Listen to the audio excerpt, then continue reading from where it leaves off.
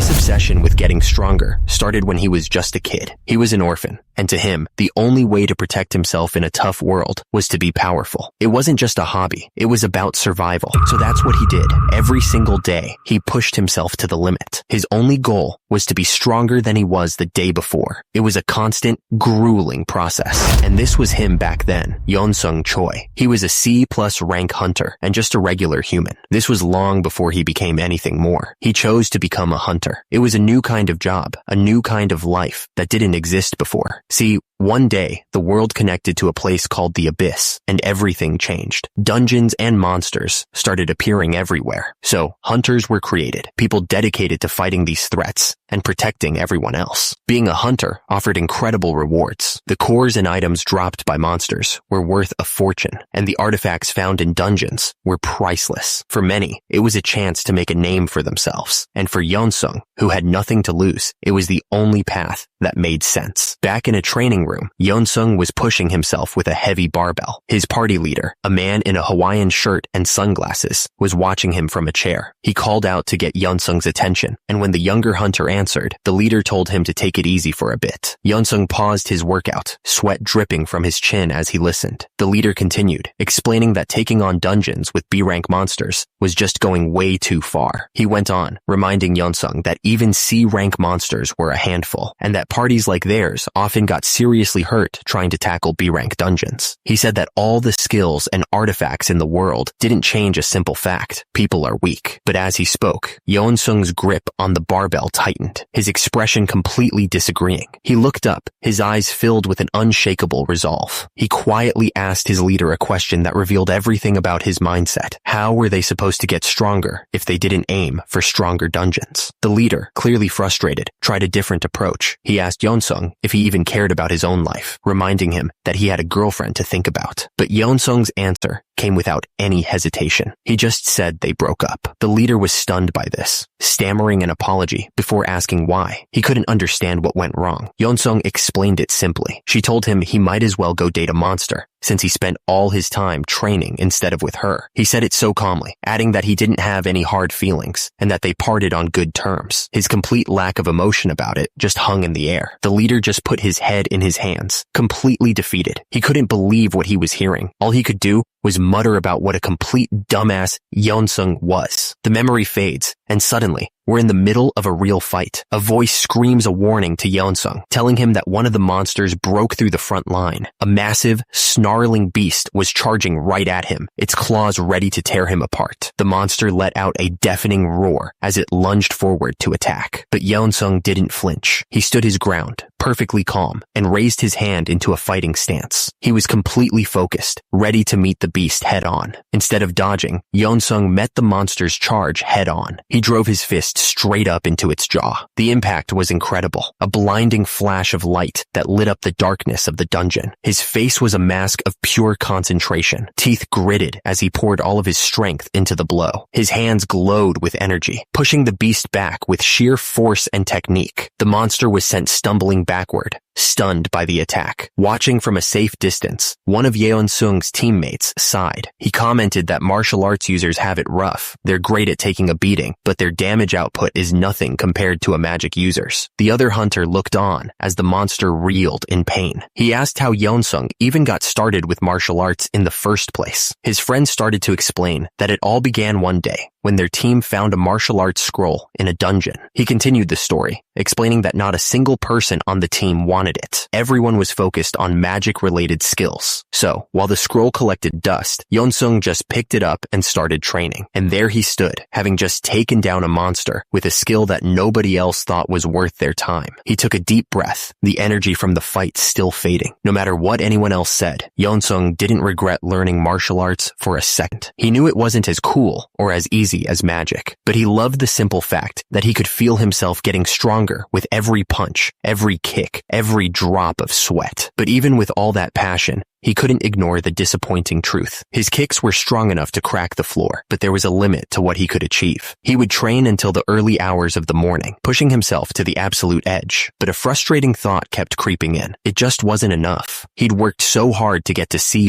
rank, a huge achievement for any hunter. The problem was, there was a reason nobody else followed this path. In the end, almost no one had ever become truly powerful using just martial arts. But even knowing all that, Yeon-sung's mind always came back to the same answer. If he wasn't strong enough, he just had to train longer, harder, and with more focus than ever before. That single thought, the need to do more, was the last thing on his mind as his eyes finally drifted shut. And just like that, he was somewhere else, a dark, empty space. But even there, his body was moving, going through his martial arts forms. A voice echoed from the darkness, asking in disbelief if he was really training here too. Yeon-sung didn't even pause his movements as he confirmed it. The voice then asked if he knew that he was dreaming. For the first time, Yeon-sung stopped. He thought about it for a second, then decided it didn't really matter. After all, it could still count as training. Finally, he looked up, a bead of sweat on his face. He demanded to know who was speaking to him. As soon as he asked, a blinding light erupted in the darkness right in front of him. The light grew brighter, and a calm, powerful voice echoed through the darknesses, calling out his full name, Yeon-sung Choi. Below him, an intricate symbol of golden scales began to glow with an intense blue energy. This wasn't just some random dream anymore. Someone was here specifically for him. The light was so blinding, it forced Yeon-sung to shield his eyes. He stumbled back, completely overwhelmed and confused by the sudden flash. He had no idea what was happening. He looked up, his face a mix of shock and disbelief. That's when the voice explained what it was. A constellation of the abyss. The realization hit him hard. He wasn't just dreaming. He was in the presence of a real, godlike being. Before he could even process that, the being revealed its full form. It was a woman with long, light blue hair, her eyes covered by a blindfold, floating in the empty space before him. Her title appeared with her, Goddess of Balance, who walks ahead. Yeon-sung could only stare, completely speechless. The goddess seemed to smile, as if she could feel his shock. She told him that she understood he was surprised, but that they didn't have much time to talk. She was going to get straight to the point. Whatever she was here for, it was clearly important. And then, she laid it all out. The Goddess of Balance told him she wanted to make a contract with him. Yeon-sung just stood there, looking up, a single bead of sweat rolling down his face as he processed the offer. Before she could even start her usual speech, Yeon-sung accepted. The goddess didn't seem to notice at first. She just leaned on her hand, casually saying she understood. She figured he was just confused, like most people are when they first meet a constellation. But then, what he said finally hit her. She stopped mid-sentence, completely caught off guard. She asked him to hold on, questioning if he really meant he'd do it. From behind, Yeon-sung just gave a simple, one-word confirmation. This just made her even more confused. She threw her hands up, asking why he wouldn't even ask her about the details. But Yeon-sung had only one question. He just wanted to know if taking the contract would make him more powerful. The goddess stammered that, yes, it would, but she was still totally lost. A confident smile spread across Yeon-sung's face. For him, it was that simple. He told her that if the contract could make him stronger, then that was all he needed to know. Nothing else mattered. But even with his mind made up, Yeon-sung was still confused. He asked the goddess why she chose him. He pointed out that there were probably tons of higher-ranking, more famous hunters out there. He even mentioned his own title, as if to say it was nothing special. The goddess raised her hand, and a brilliant blue light started to gather in her palm. She explained that her power wasn't about fighting. Her real strength, the one tied to her title, was the ability to predict the future. The light grew brighter and brighter until it exploded outwards, filling the darkness with a flash of cosmic energy. She wasn't just telling him about her power. She was showing him a vision. Her voice echoed in his mind, solemn and serious. The vision began with a warning about when this would all happen. It wasn't some distant threat. It was coming in just a few years. And then he saw it. The goddess's final words hung in the air as the vision showed him a future of absolute horror. A great danger was coming to Earth. Colossal monsters with countless glowing red eyes were tearing cities apart, a tide of pure destruction.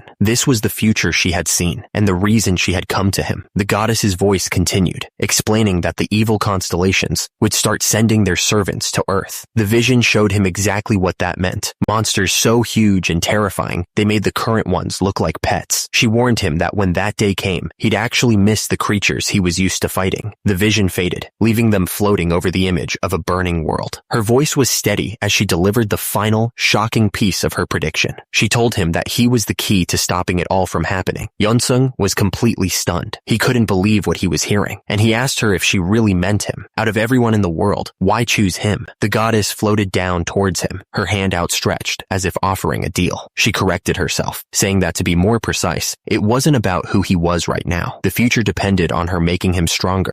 She then added the most important part. This power would only come through hard work, the kind that surely wouldn't be easy. Hearing those words, Yeonsung's eyes went wide. The reality of what she was offering finally started to sink in. But here's the thing. The goddess of balance, who walks ahead, might have looked confident, but on the inside, she was absolutely terrified. She was putting everything on the line with this offer. She was sweating, thinking to herself about the deal she had just laid out. She wondered what kind of insane hunter would ever agree to something so difficult and demanding. The goddess explained the first part of her offer. He would have to go through a long and incredibly difficult training session. And after all that, she told him, he would finally be able to become her servant. She held out her hand, making the offer official. Yeonsung just stared back, completely silent, taking it all in. But the truth is, the goddess of balance wasn't nearly as sure of herself as she looked. She was putting on a brave face, but inside, she was incredibly nervous. She was sweating, thinking that if you used common sense, there was no way any hunter would ever accept a contract with such terrible conditions. It was just an absurdly unrealistic offer. Basically, it was a completely unfair contract. The goddess explained that making a contract and being bound to a constellation was a huge deal. As she spoke, a blindingly bright light suddenly erupted in front of Yeonsung. He had to shield his eyes, taken completely by surprise. Her voice echoed through the light, telling him that this wasn't a common thing. She explained that when a mortal accepts a contract, their very soul becomes tied to the constellation forever. It meant living a life restrained by that powerful being. To make him understand, she showed him a vision of what a normal contract looked like. In the vision, a shadowy constellation offered a deal. It promised powerful strength and magic immediately after signing, along with a guaranteed increase in hunter rank. This was the kind of instant reward most hunters dreamed of. The goddess then added a final, crucial detail. Constellations, she explained, have no patience. The goddess continued, explaining that the competition between constellations to get servants was incredibly intense. The vision showed a lone human surrounded by shadowy, clawed figures, all trying to claim him. It wasn't a friendly rivalry. It was a dangerous game. She explained that any hunter who knew how the world really worked was aware of this fact. They understood the risks and rewards of dealing with constellations. Choi Yeonsung just listened quietly, taking it all in. But Yeonsung wasn't like other hunters. He didn't care about the competition or the risks. His eyes lit up, and a huge grin spread across his face. He eagerly asked what kind of training she was talking about. For him, that was the only part that mattered. The goddess appeared in her full, awe-inspiring form, floating above him with giant scales of balance. She explained that she had prepared a special training center for him in the abyss. Then she asked a critical question. If he knew that time in the abyss flowed differently than it did on Earth. That's when she laid out the most insane part of the deal. He would have to train completely alone inside the abyss, not for a few weeks or even a few years. She told him it would be for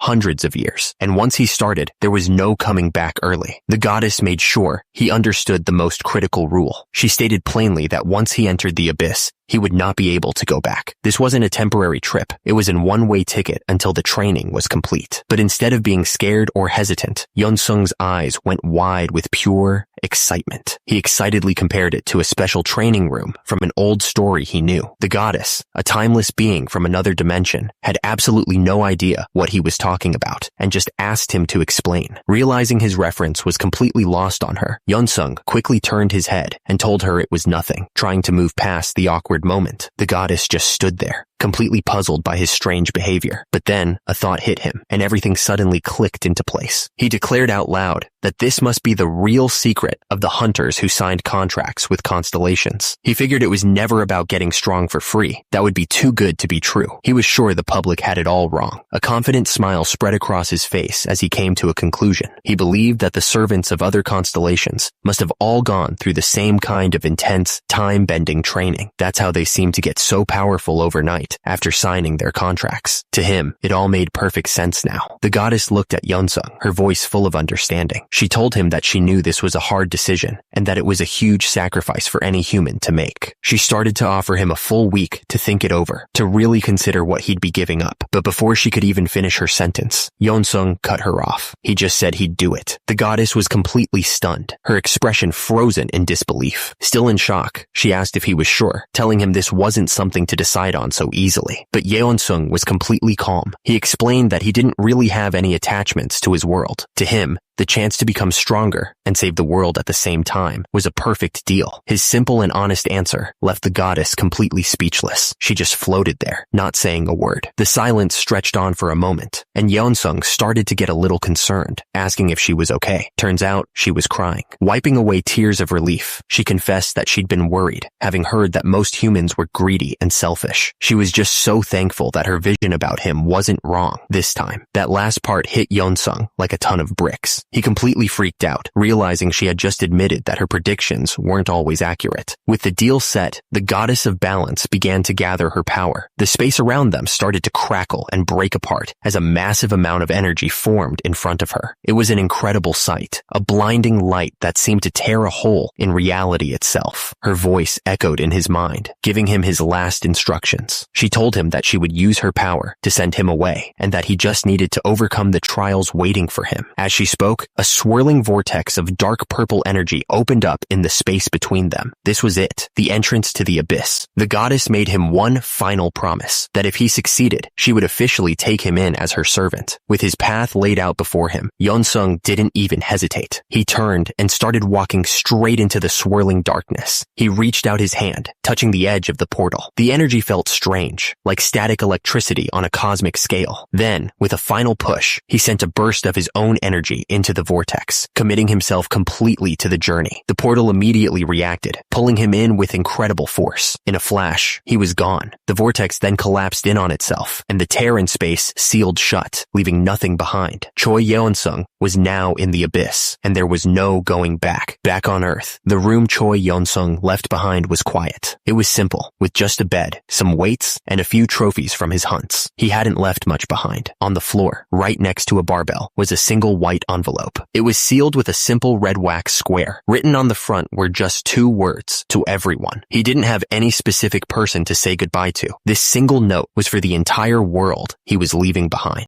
Meanwhile, far from that quiet room, Yeonsung's arrival in the abyss was anything but peaceful. A massive explosion of blue energy tore through the darkness, crackling with raw, untamed power. This wasn't just a new place. It was a storm of pure magic. The energy swirled violently around him. Yeonsung grunted, his whole body tensing up. The pressure was immense, like being at the bottom of the deepest ocean. Just standing there took all of his strength. But as he braced himself against the force, a look of shock and realization crossed his face. He understood what this feeling was. He gasped, amazed, as he realized the density of the magic power around him was insanely high. For a man obsessed with getting stronger, this wasn't hell, it was paradise. As Choi Yeonsung floated in the vast, starry emptiness, he took it all in. The place was filled with huge, sharp green rocks drifting through space. He thought to himself that it looked just like a dungeon. It finally clicked for him, the theory that dungeons on Earth were just broken pieces of the abyss. It must have been true all along, but as he looked around, he noticed something strange. There was nothing here. No monsters, no people, just an endless, quiet landscape. That's when he understood. This wasn't a place he had to survive. The entire thing was just a giant training center built for him. For any other person, being stranded alone for centuries would be a nightmare. For Yeonsung, it was a dream come true. With a determined look, he clenched his fists and decided to get started right away. No hesitation, no second thoughts. He just began to train, his movements sharp and powerful in the silent world. Far away from the abyss, the goddess of balance stood with her followers, looking incredibly relieved. A wave of triumph washed over her. She thought to herself that she must have actually predicted the future correctly this time. The biggest gamble of her life was paying off. She was ecstatic, marveling at the fact that she'd found such a perfect person to be her servant. While she celebrated her success, her followers watched on. One of them had a bead of sweat on her face, looking completely stunned by the kind of person they had just sent into the abyss. She was glowing with pride. The thing is, everyone assumes the goddess of balance can see the future perfectly, but that's not how it works. She only sees pieces and has to figure out the rest, and this time, she was absolutely certain she'd gotten it right. The future she had pieced together began with a simple first step. It all started with Choi Yeon-sung, alone in the abyss, dedicating every moment to his training. The second part of her vision was the consequence of that training. As he grew stronger, all the other constellations would watch in frustration as their grand plans were completely ruined by him. And finally, the best part. After all that, this incredibly powerful human would become her servant, pledging his loyalty to her. She pictured it in her mind, absolutely convinced it was the most perfect plan ever created. But as the goddess walked away, lost in her moment of triumph, one of her followers watched with a deep sense of worry. She knew that her master being this confident was never a good sign. A terrible feeling told her that something was about to go very, very wrong. The goddess was completely pleased with herself. All she had to do now was wait for Choi Yeon-sung to get to the training center she'd so carefully prepared. Meanwhile, Yeon-sung stood before a gigantic storm of pure blue energy, a swirling vortex of raw power that seemed to stretch on forever. Inside her mind, she went over the list of things she'd set up for him. There were advanced training machines, some other fun things to help him relax, and most importantly, she'd made sure it was a completely safe place to train. But the storm of energy just kept raging, looking like the exact opposite of safe. Yeon-sung stared at the chaos in front of him, his expression one of pure confusion. He just couldn't figure out what he was looking at. It didn't look like any training center he'd ever seen.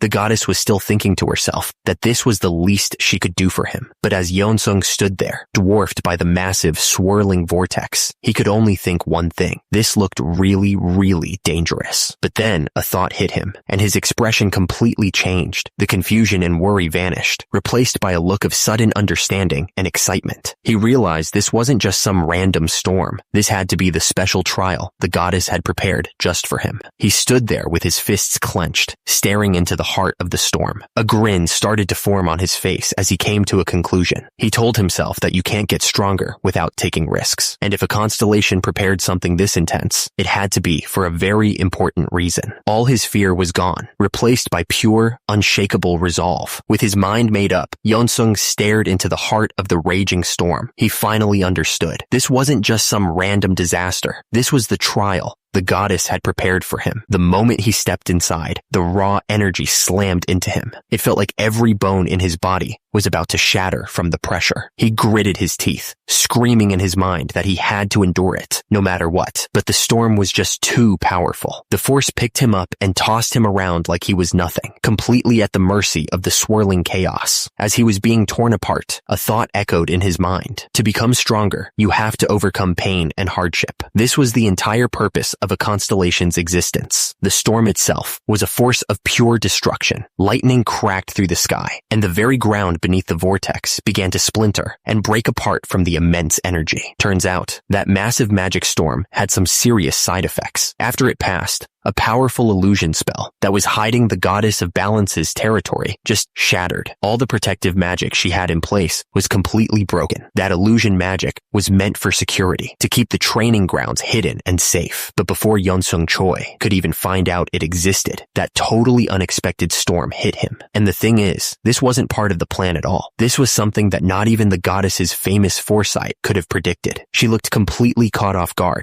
Meanwhile, back in her sanctuary, her followers were getting anxious. They stood waiting, and one of them finally wondered aloud why Yeon-sung still hadn't come inside. The goddess started to panic. She explained that she should have been able to feel Yeon-sung's presence the moment he entered the training grounds. Her face filled with dread as she asked why she hadn't heard anything from him at all. The goddess was getting seriously worried. She couldn't understand it. She'd dropped him just a few feet from the entrance. Logically, he should have walked right in. She began to wonder if humans were even capable of simple tasks. After all, she had prepared everything for him. There was special protein powder, weights, and all kinds of new equipment to make sure his training was safe and effective. She'd even gotten him video games and toys to use in his spare time. The whole point was to create the perfect environment for a hunter, a safe and pleasant place where he could focus completely on his training without any other worries. But at that moment, an angel appeared before the goddess. He reported that he had checked all around the training grounds, but the human she was looking for was nowhere to be found. The goddess was furious. She yelled at the angel, Adakanil, demanding to know what he meant by that. She insisted, her voice full of panic, that she had definitely sent Yeonsung Choi right to that spot. The angel, Adakanil, looked down with a heavy expression. He hesitated for a moment, clearly struggling to find the right words to tell his master what had happened. He finally looked up and delivered the terrible news. He explained that the human, Choi Yeonsung, had been swept away by a powerful magic storm. The plan had completely failed. For a moment, there was just silence. Then, the goddess gave a quiet, almost whispered command to find him. Adakanil looked back at her, surprised by her reaction, and asked if she was serious. Her quiet shock instantly exploded into a full-blown panic. She screamed Adakanil's name, her voice filled with desperation, and ordered him to find that human for her right now. The angel just stood there, sweating, as his master completely lost her cool. She started running, yelling that they couldn't just leave him wandering lost in the abyss. Her voice echoed with pure panic as she shouted that they had to save him.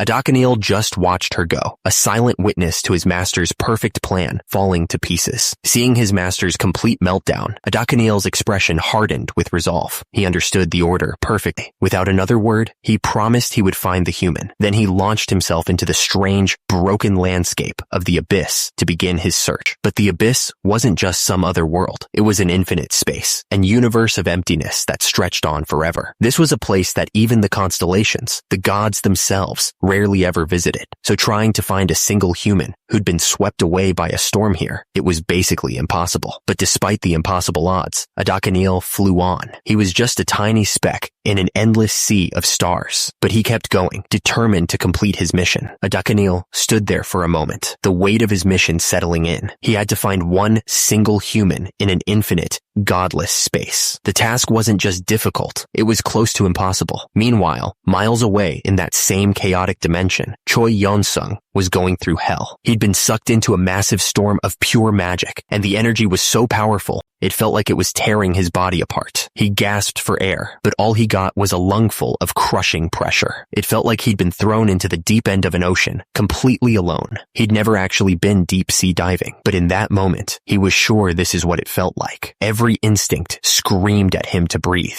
but the force of the magic just kept pushing down on him, suffocating him. But then, something started to change. As he desperately gasped for air, the highly concentrated magic energy began to circulate through his body. This is when his special skill kicked in. The divine celestial technique started taking that destructive magic and turning it into pure inner strength. The storm wasn't just trying to kill him, it was training him. The transformation was happening right then and there, at a level he could actually feel. His bone strength was increasing, becoming harder and more resilient. His muscle density was going up, packing more power into every fiber. And deep inside him, the core of his energy, his dantian, was expanding. He was being completely rebuilt from the inside out. As he tumbled through the endless storm, the pain started to make sense. This wasn't just a random accident. He realized this was a trial, exactly what he'd been hoping for. All this intense energy was being converted into pure inner strength, and he could feel it growing inside him. A grim smile probably crossed his face at that moment. He understood that becoming a constellation's servant was never going to be easy, and this was just the first proof of that. And just like that, weeks went by with him trapped inside that storm. Then, as suddenly as it had started, the swirling vortex of energy just vanished. Choi Yeonsung was sent crashing down, hitting the hard, rocky ground with a painful thud. He pushed himself up onto his hands and knees, every muscle in his body aching. He looked around the barren landscape, wondering if it was finally over. The thought that this was just the first part of his training was a heavy one. It had been unbelievably hard. He finally got to his feet, taking in the strange, rocky landscape. After everything he'd just been through, his first thought wasn't about rest or recovery. He looked around and wondered if this was the next stage of his training. But this place wasn't part of any plan. Turns out, the magic storm had thrown him completely off course. He'd landed in a remote, empty part of the abyss, a place where no constellation held any power. Suddenly, a huge disturbance in the distance caught his attention. Something massive was moving, and the sound of it echoed through the canyon. His head snapped towards the noise, his expression shifting from confusion to sharp focus. From the earth rose a gigantic monster made of pure white stone, its body twisting towards the sky. Instead of feeling fear, Yeonsung's mind immediately went to his training. He looked up at the creature and wondered if he was supposed to fight it. It reminded him of that monster from Pokemon, Onyx. But this was real, and he could tell it was powerful, at least an A rank. That's when a bit of doubt crept in. He was only an A rank himself. He started to wonder if the goddess had seriously overestimated his abilities. After a moment of quiet thought, he decided there was no point in overthinking it. The constellation must have a good reason for putting this monster in front of him. With a newfound grin, he clenched his fists, ready to accept the challenge. With his mind made up, he didn't waste another second. He told the monster he was ready to go, knowing that time was the one thing he had plenty of. Then he launched himself forward, closing the distance in an instant. Focusing all his energy, he pulled his arm back and slammed his fist directly into the creature's rocky body. The impact sent out a small shockwave, a testament to the power behind the blow. But in the very next moment, his determined expression completely vanished, replaced by pure disbelief. Something was very, very wrong. The monster hadn't even reacted. He'd put all of his strength into that punch, and it hadn't left so much as a scratch. But he wasn't really surprised. He already knew this thing was strong, and this just proved it. Instead of fighting back, the massive rock creature just let out a huge,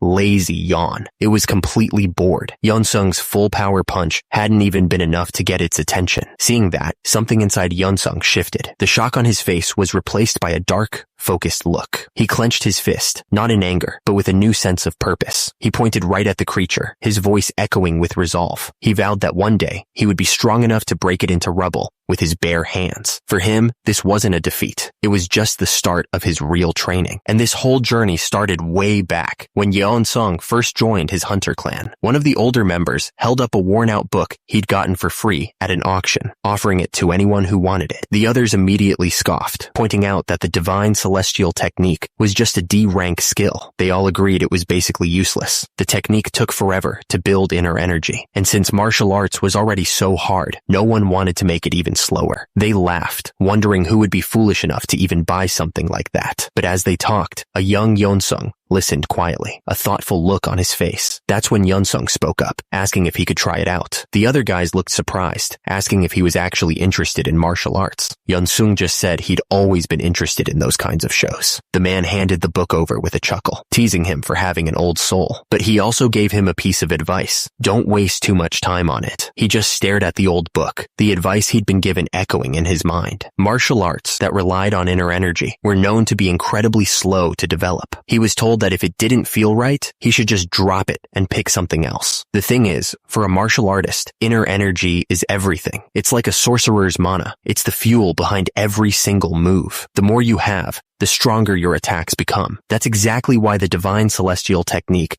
was so unpopular. It just took way too long to build up that core power. But Yeonsung was different. He had plenty of chances to switch to a better, more efficient martial art. Any normal person would have. But he didn't switch. For one simple reason. He just loved the divine celestial technique. It wasn't about power or speed for him. He just enjoyed the process. And that love for training carried him forward. For years, he would find the biggest, toughest monsters he could and just start punching. This became his life. The divine celestial technique had a huge, glaring problem. Unlike other martial arts, it didn't have any special breathing exercises or meditation methods to build up inner energy. For anyone else, this would have been a dead end. But Yeonsung wasn't anyone else. He was a guy who loved training more than anything, and he figured out a simple, almost brutal workaround. His expression hardened with determination as he got ready. He planted his feet firmly on the ground, his entire body tense with focus. He clenched his fists, gathering every bit of energy he had. Then, he just started unleashing his skills. He didn't meditate. He didn't search for some hidden secret. He just fought. Turns out, the only way to gain inner energy with this technique was to use it. Every celestial punch, every use of celestial footwork, slowly but surely added to his power. So that's what he did, over and over, for an unimaginable amount of time. He threw powerful kicks, one after another, his entire body crackling with blue energy. It wasn't just about practicing the moves, it was about forcing his power out. See, see, every single one of his attacks, like the celestial kick, used up his inner energy. It was a constant drain on his system.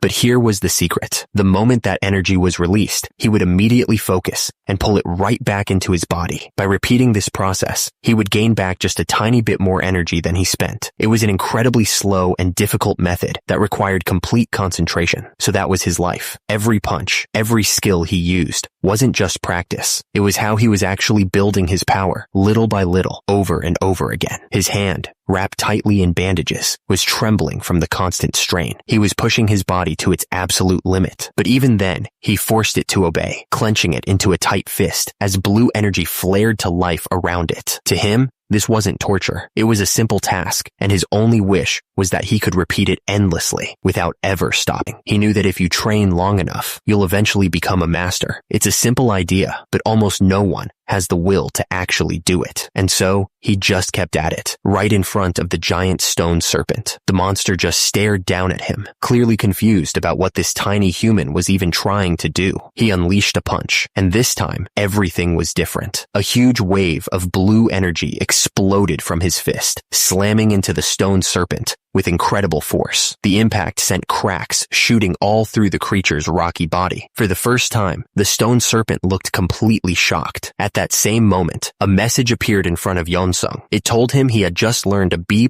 rank skill, Internal Strike. He looked up, surprised, as another notification popped up right after. The system informed him that the rank of his divine celestial technique had also increased. All his hard work was paying off at once. And then came the final, most important message. It declared that he had officially reached the first class, a huge milestone in his journey. And with that, the giant stone serpent, the creature that once seemed impossible to even scratch, began to completely fall apart. Huge chunks of its body shattered and crashed to the ground all around him, turning into nothing more than rubble. He stood there, surrounded by the shattered remains of the monster he'd just defeated. But even after such a huge accomplishment, Yeonsung's first thought was to measure himself. He wondered if, after all that, he was still only at the level of a B-rank hunter. The thought was incredibly discouraging. He really felt like he had no special talent at all. His mind then drifted to someone who did, a hunter named Xiaowan Li, who had managed to climb all the way to A rank using only martial arts. Yeonsung remembered seeing him on the news. Xiaowan Li was a famous hunter from China, known for being one of the very few martial artists to ever reach the A rank. In that interview, he calmly explained that his martial arts class was called Zenith. To make it easier for people to understand, he said it was roughly as powerful as the sixth circle of magic. The reporter had asked him if he was still aiming to grow even stronger. Xiaowan Li's expression was firm as he gave his answer. Of course. And he didn't just want to be strong. He had a clear goal. He declared with total confidence that he was going to be the very first martial arts user to ever reach S rank. Thinking about that level of talent just made Yeonsung feel worse. He looked down, completely dejected, figuring that at his current pace, it would take him 1,000 years just to get to where Xiaowan Li was. But just as he was lost in his own gloomy thoughts, a low grumble echoed nearby. Yeonsung's head snapped up, a little confused by the sound. It was the stone serpent, making a noise almost like it was complaining. Yeonsung looked over at the creature and got defensive, as if it was judging him. He told it to stop looking at him that way, insisting their fights were fair. Turns out, the stone serpent wasn't underestimating him at all. In fact, as the years passed and Yeonsung's inner energy grew stronger and stronger, the massive creature could no longer just ignore him. He had become a real threat.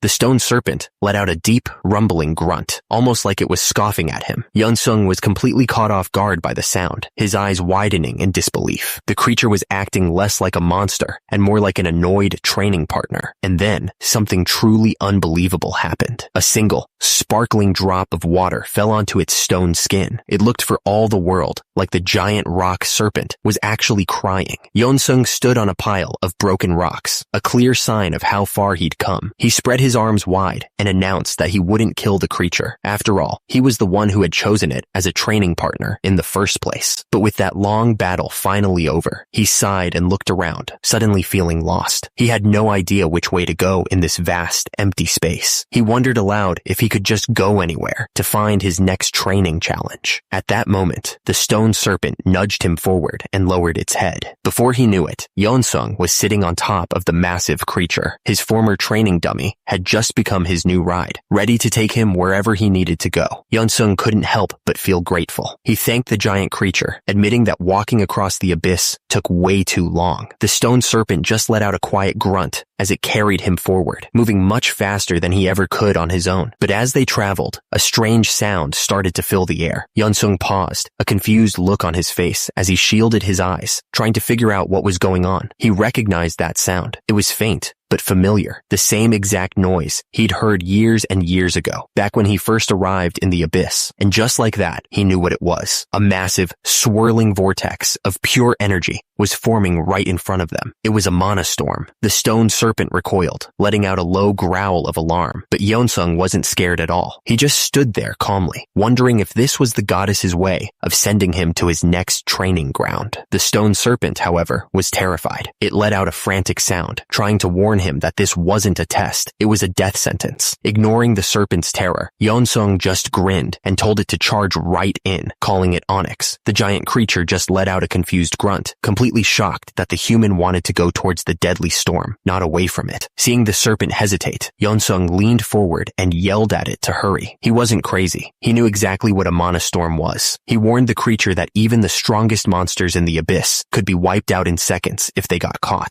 Finally understanding the seriousness of the situation, the stone serpent reared its massive head back. It stared up into the swirling vortex, the sheer power of the storm crackling all around them. But it was already too late. A powerful force grabbed hold of the serpent and started pulling it straight into the heart of the storm. The creature let out a strained noise, completely powerless against the pull of the vortex. At that moment, the stone serpent just gave up. It accepted that this was the end. After all its years of survival in the abyss, it was about to be torn apart by a storm it couldn't fight. In an instant, they were swallowed whole. A violent storm of pure energy raged around them, a swirling vortex of blue light and crackling power that seemed to tear everything apart. The stone serpent, Onyx, was completely powerless against it. The creature let out one last, weak cry as the energy washed over its body, its immense strength meaning nothing in the face of this overwhelming force. And then, just as suddenly as it began, the chaos was over. The storm had passed, leaving Onyx frozen solid, turned completely to stone. But Choi Yeonsung was standing right there, hands on his hips, without a single scratch. He looked around and commented that this must be how everyone travels in the abyss, thinking it was actually pretty cool. He realized that things were different for him now. He explained that since he'd reached the first-class level, he could finally see how incredible these magic storms really were. Even in its stone form, Onyx let out a confused little noise, unable to understand what he was talking about. For him, the magic wasn't destructive at all. He described how it flooded his body, instantly getting rid of all his fatigue and even strengthening him at the same time. He was amazed, calling it the most incredible recovery system he'd ever seen. Yeonsung was still amazed, thinking out loud about how incredible constellations must be to control such immense power. But Onyx, even in its stone form, was desperately trying to correct him, letting out panicked noises to explain that this wasn't a controlled event at all. The thing is, it was pure luck that he even survived his first encounter with a magic storm. He had mistaken the deadly vortex for a training exercise prepared by the goddess. If he had tried to fight it or run away like any sane person, he would have been instantly ripped to shreds. With the storm behind them and Onyx back to normal, Yeonsung looked around their new surroundings and wondered if there was anything to eat. He realized it was strange. He hadn't eaten in 100 years, but never felt hungry. But now, for the first time in a long, long time, he was feeling a little peckish. Just then, Onyx made a sound behind him, getting his attention. Yeonsung turned his head, a curious look on his face as he asked what was up. The giant stone serpent was pointing excitedly at something in the distance. Yeonsung looked over, but all he saw was a pile of rocks. He asked if that's all it was, but Onyx let out another excited cry, insisting that it was something important. Yeonsung stared at the chunk of rock Onyx was offering. He asked if it was just a piece that had fallen off its body. The stone serpent let out an insistent cry, pushing the rock forward, trying to explain that it was technically meat and that he could eat it. He held the heavy piece of stone in his hands, a suspicious look on his face. He joked out loud, wondering if this was some kind of revenge for using the creature as a punching bag for 100 100 years. But Onyx just looked back at him with big, sparkling eyes, clearly just happy to be helping. A small smile spread across Yeonsung's face. He could tell right away there was no trickery here. The creature was just trying to take care of him in the only way it knew how. He gently refused the offer, explaining that no matter how hungry he got, he could never eat a piece of his friend. With a laugh, he gave the giant serpent a friendly pat on the head, touched by the simple, kind gesture. At that exact moment, a message from the system appeared. It announced that Yeonsung had just gained a complete understanding of the giant stone serpent. Onyx seemed to feel it too, its whole body twisting in shock, as if a powerful connection had just been formed between them. And then, another message from the system popped up. It told him that by understanding the creature's movements, he had just learned a whole new fighting style, the stone martial arts. Yeonsung was completely stunned. He had no idea that was even possible. The new style was based on the giant serpent, so it was incredibly powerful. It had the strength to smash and flip the very earth itself. But at the same time, it was also surprisingly flexible. The movements were so fluid, it was like he was swimming through the air. Being a peak expert in combat, Yeonsung didn't waste a second. He started trying out the stone arts right then and there, and as he moved, the very spirit of the giant serpent seemed to flow through him. When he was done, he just stood there with a small, satisfied smile. He admitted to himself that he never knew a style like this even existed. He wasn't going to stop using his main techniques, of course, but he had to admit this was pretty fun. He felt a surge of energy. For him, training wasn't just about getting stronger. It was about reaching new levels of understanding. He was genuinely excited for whatever came next, wondering what kind of training ground the goddess had prepared for him this time. And just like that, he had his answer. They had arrived at the shore of a vast, shimmering sea. The water was a strange, beautiful purple, sparkling under the light. As they stood there, Onyx let out a quiet, curious sound. Without warning, a massive purple wave crashed near the shore, showing off its power. Yeonsung immediately understood. This was it. He was going to be training underwater. He turned to his companion and told Onyx to stand back. Onyx looked down from the rocks, clearly confused and worried. But Yeonsung just explained it simply, telling the creature that since it was a rock type, it would probably be weak against water. He didn't want it getting hurt. With that settled, he didn't waste another moment. He broke into a sprint, launched himself off the cliff, and dove headfirst right into the churning purple waves. For him, there was no fear, only the next challenge. He hit the water with a huge splash, diving deep into the purple sea. But this was no ordinary ocean. As he went deeper, he could see strange, shadowy creatures swimming all around him in the dark water. This place was alive, and it did not feel friendly. The second he was fully submerged, he knew something was wrong. The water didn't just feel wet, it felt heavy, almost like it was pushing in on him from all sides. He held his breath, but a wave of pain shot through him almost instantly. Then, the system messages started popping up, and they were bad. The water wasn't just water. It was incredibly toxic, and it was seeping right through his skin. His divine celestial energy was being drained at a terrifying speed. The warning was clear. If his energy ran out, he would die. He gritted his teeth, trying to fight through the agony. His whole body felt like it was on fire. Another message from the system confirmed what he was feeling. The poison was spreading through him, attacking his body from the inside. But even as the pain washed over him, something else was happening. He could feel his body fighting back, adapting, and just then, a new notification appeared. It told him that his poison immunity had increased. This wasn't just a death trap, it was the training ground he was looking for. Deep in the poisonous sea, he was surrounded by these creepy fish-like monsters with sharp teeth and claws. But he wasn't focused on them. Down below, something was shining brightly. This had to be it, the very thing he was sent here to find. Meanwhile, back on the shore, Onyx was watching the water with a worried look on its face. The giant serpent let out a quiet, anxious sound, clearly concerned about what was happening to its new friend down below. Suddenly, the surface of the water started to bubble. Onyx tilted its head, confused for just a second. Then, a massive pillar of poisonous water shot up into the air with incredible force. The serpent let out a terrified scream, shocked by the violent explosion. But it wasn't just water that came out. Yeonsung was launched from the sea, landing hard on the rocky ground. He was on one knee, panting heavily, and trying to catch his breath. Whatever he did down there took a serious toll on him. He looked up, his eyes wide as he finally processed what he'd just been through. He understood the true danger of this place now, realizing with a sense of awe just how powerful a sea in the abyss could be. This was a whole different level of challenge. Deep in the poisonous sea, he was surrounded by these creepy fish-like monsters with sharp teeth and claws. But he wasn't focused on them. Down below, something was shining brightly. This had to be it, the very thing he was sent here to find. mind. He stood there on the shore, staring out at the deadly water. He had no idea how he was supposed to get through it, but he tried to convince himself that since this was a test from the goddess, there had to be a way. But then, a cold thought hit him. What if there wasn't? He kept muttering, trying to figure out a plan. Onyx, the giant stone serpent, nudged him with a quiet, concerned sound. Yeonsung looked over at his companion, a serious expression on his face. At that moment, he knew there was only one thing to do. With his mind made up, he clenched his fist tightly. A wave of purple energy began to swirl around his arm, crackling with power. If there was no path forward, he would just have to create one himself. And so, right there on the shore of the Poison Sea, he began to train. He moved through his stances, his kicks and punches cutting through the air. This was his answer to the goddess's impossible test. Pure,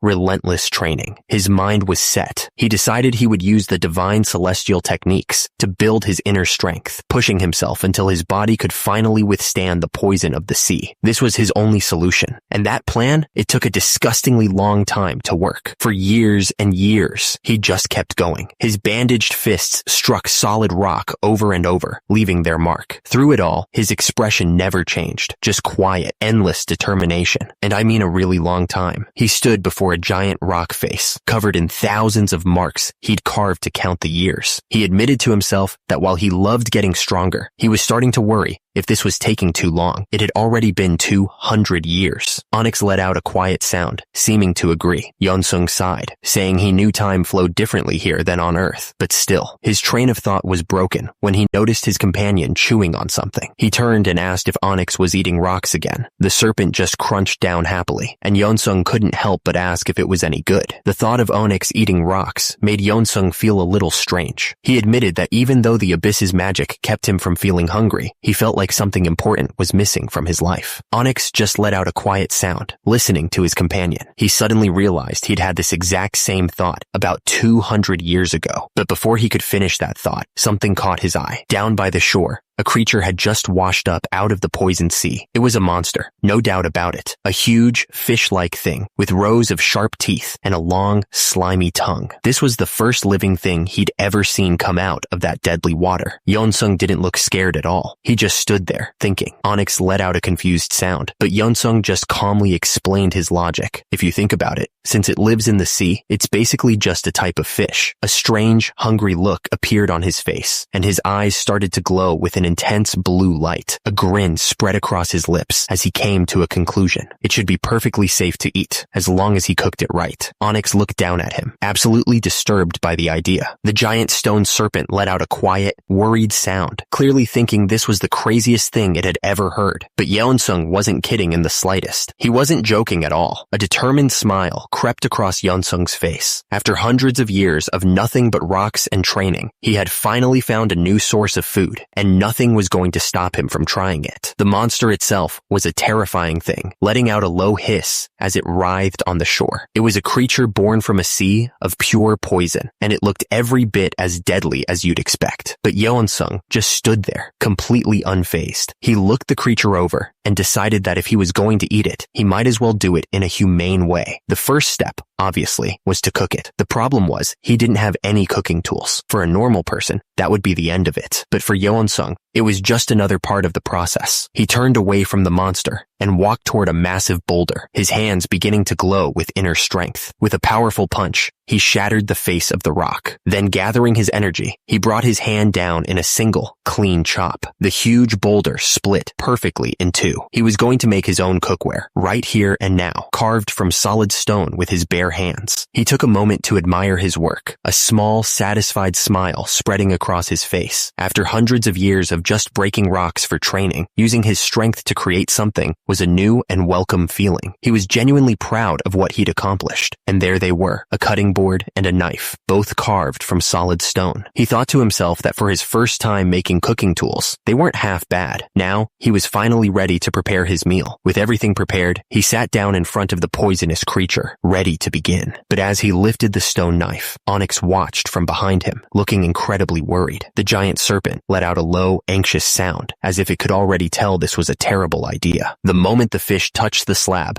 a sizzling sound filled the air. Onyx jumped back in shock as the stone cutting board began to bubble and melt. Yeon-sung stared, completely confused. The poison from the creature was so strong, it was literally dissolving solid rock. He realized that cooking was out of the question. The poison was just too powerful for his tools. Looking down at the dripping piece of meat, a new thought crossed his mind. He wondered aloud if he should just tear it apart and eat it raw, like sashimi. At that insane suggestion, Onyx let out a terrified shriek, begging him not to do it. Onyx looked like it was having a panic attack. After seeing solid stone melt from the poison, the idea of Yeon-sung eating that thing raw was just too much to handle. The serpent knew it had to do something, anything, to stop him. So, with a great heave, Onyx coughed something up and presented it to Yeon-sung. It was a beautiful, golden crystal. Yeon-sung looked down at it, completely confused, and asked if this was what Onyx wanted him to use. Turns out, this wasn't just any rock. It was a mantidine, the most valuable treasure a rock-type monster could ever possess. For Onyx to give this up was a huge, huge sacrifice. Yeon-sung immediately tested it, pressing the crystal against the poisonous creature. His eyes shot open in amazement. It wasn't melting at all. A huge grin spread across his face as he realized he could use this to make a proper chopping board. Onyx let out a quiet sound, relieved that its friend was safe, but probably a little sad to see its treasure go. A determined smile settled on his face. This changed everything. He decided right then that he wouldn't just make a chopping board. He'd make a whole set of cooking tools. It would be a new kind of training for him here in the abyss. As he stood there, a memory surfaced. He recalled his old clan leader telling him that every person needs a hobby. At the time, it didn't make much sense, but now, in this strange place, it finally clicked. He realized this must be the joy his leader was talking about. A brilliant idea started to form in his mind. If he made a proper set of cooking tools and took up cooking as a hobby, he could prepare food that would actually help him get stronger. It was the perfect plan, a way to kill two birds with one stone. But his grand vision quickly came back to reality. He looked down at the dripping piece of monster flesh in his bandaged hand. He had to admit that with the simple tools he had right now, this was the only thing on the menu. Without a second of hesitation, he decided there was nothing else to be done. He shoved the raw, poisonous meat into his mouth, ready to eat. Onyx could only watch, letting out a terrified whimper, completely horrified by what it was seeing. The thing is, Yeon-sung Choi was never a picky eater. Even back on Earth, his diet was incredibly strict. His friends would ask what he was eating for the day, and he'd just list off a meal made entirely of chicken breast, prepared in different ways. They couldn't believe it. To him, a meal was never about enjoyment. It was just fuel to help his training. For a man like Yeon-sung, food was just another part of training. He chewed on the raw, poisonous flesh without hesitation, and toxic green fumes started to seep from his lips. His eyes began to glow with a strange blue light as he forced it down, his body already fighting the venom, but the poison hit him like a hammer. He suddenly doubled over, gagging. As his body convulsed, Onyx let out a terrified cry, watching its friend in agony. It looked like this was a fatal mistake. Just then, a message from the system appeared, confirming he'd consumed poison. Onyx watched, helpless, but as Yeon-sung struggled, a powerful energy began to glow from his body. Another message explained that his divine celestial technique was actively fighting back, using his inner strength to overcome the deadly substance. The green, poisonous aura swirled around him, but it wasn't hurting him anymore. He knelt there, holding the rest of the monster meat, looking completely stunned. The system then delivered the real shock. His inner strength had actually increased slightly. His expression was one of total disbelief. He realized the meat was actually edible, just a little spicy, but that wasn't what mattered. The fact that eating this poison had made him stronger, that was a complete game changer. This wasn't just food, it was a whole new way to train. He stared at the dead monster, and it all clicked into place. He realized that venoms were just another kind of energy. If his body could just handle the poison, he could turn all of that toxic power into his own inner strength. A new path had just opened up right in front of him. With that thought, his bandaged hand slowly tightened into a fist. His mind was made up. His expression was completely serious. There was no hesitation in his eyes, only the quiet, burning focus of a man who had just discovered a whole new way to train. He turned to the endless poison ocean and made a simple vow. He was going to catch and eat every single creature that lived in those deadly waters. Onyx let out a quiet sound, watching him, as if it couldn't believe what it was hearing. And he did exactly that. A few hundred years passed. He didn't just survive in that poison ocean. He made it his own. He hunted the creatures that lived there, one by one, dragging his catches back to shore. This wasn't just about training anymore. This was about conquering his environment. The shore became a graveyard of monsters, a testament to the sheer amount of time he spent there. Over those hundreds of years, eating nothing but poisoned creatures, Yeonsung's body and mind started to change in a big way. He'd just casually chew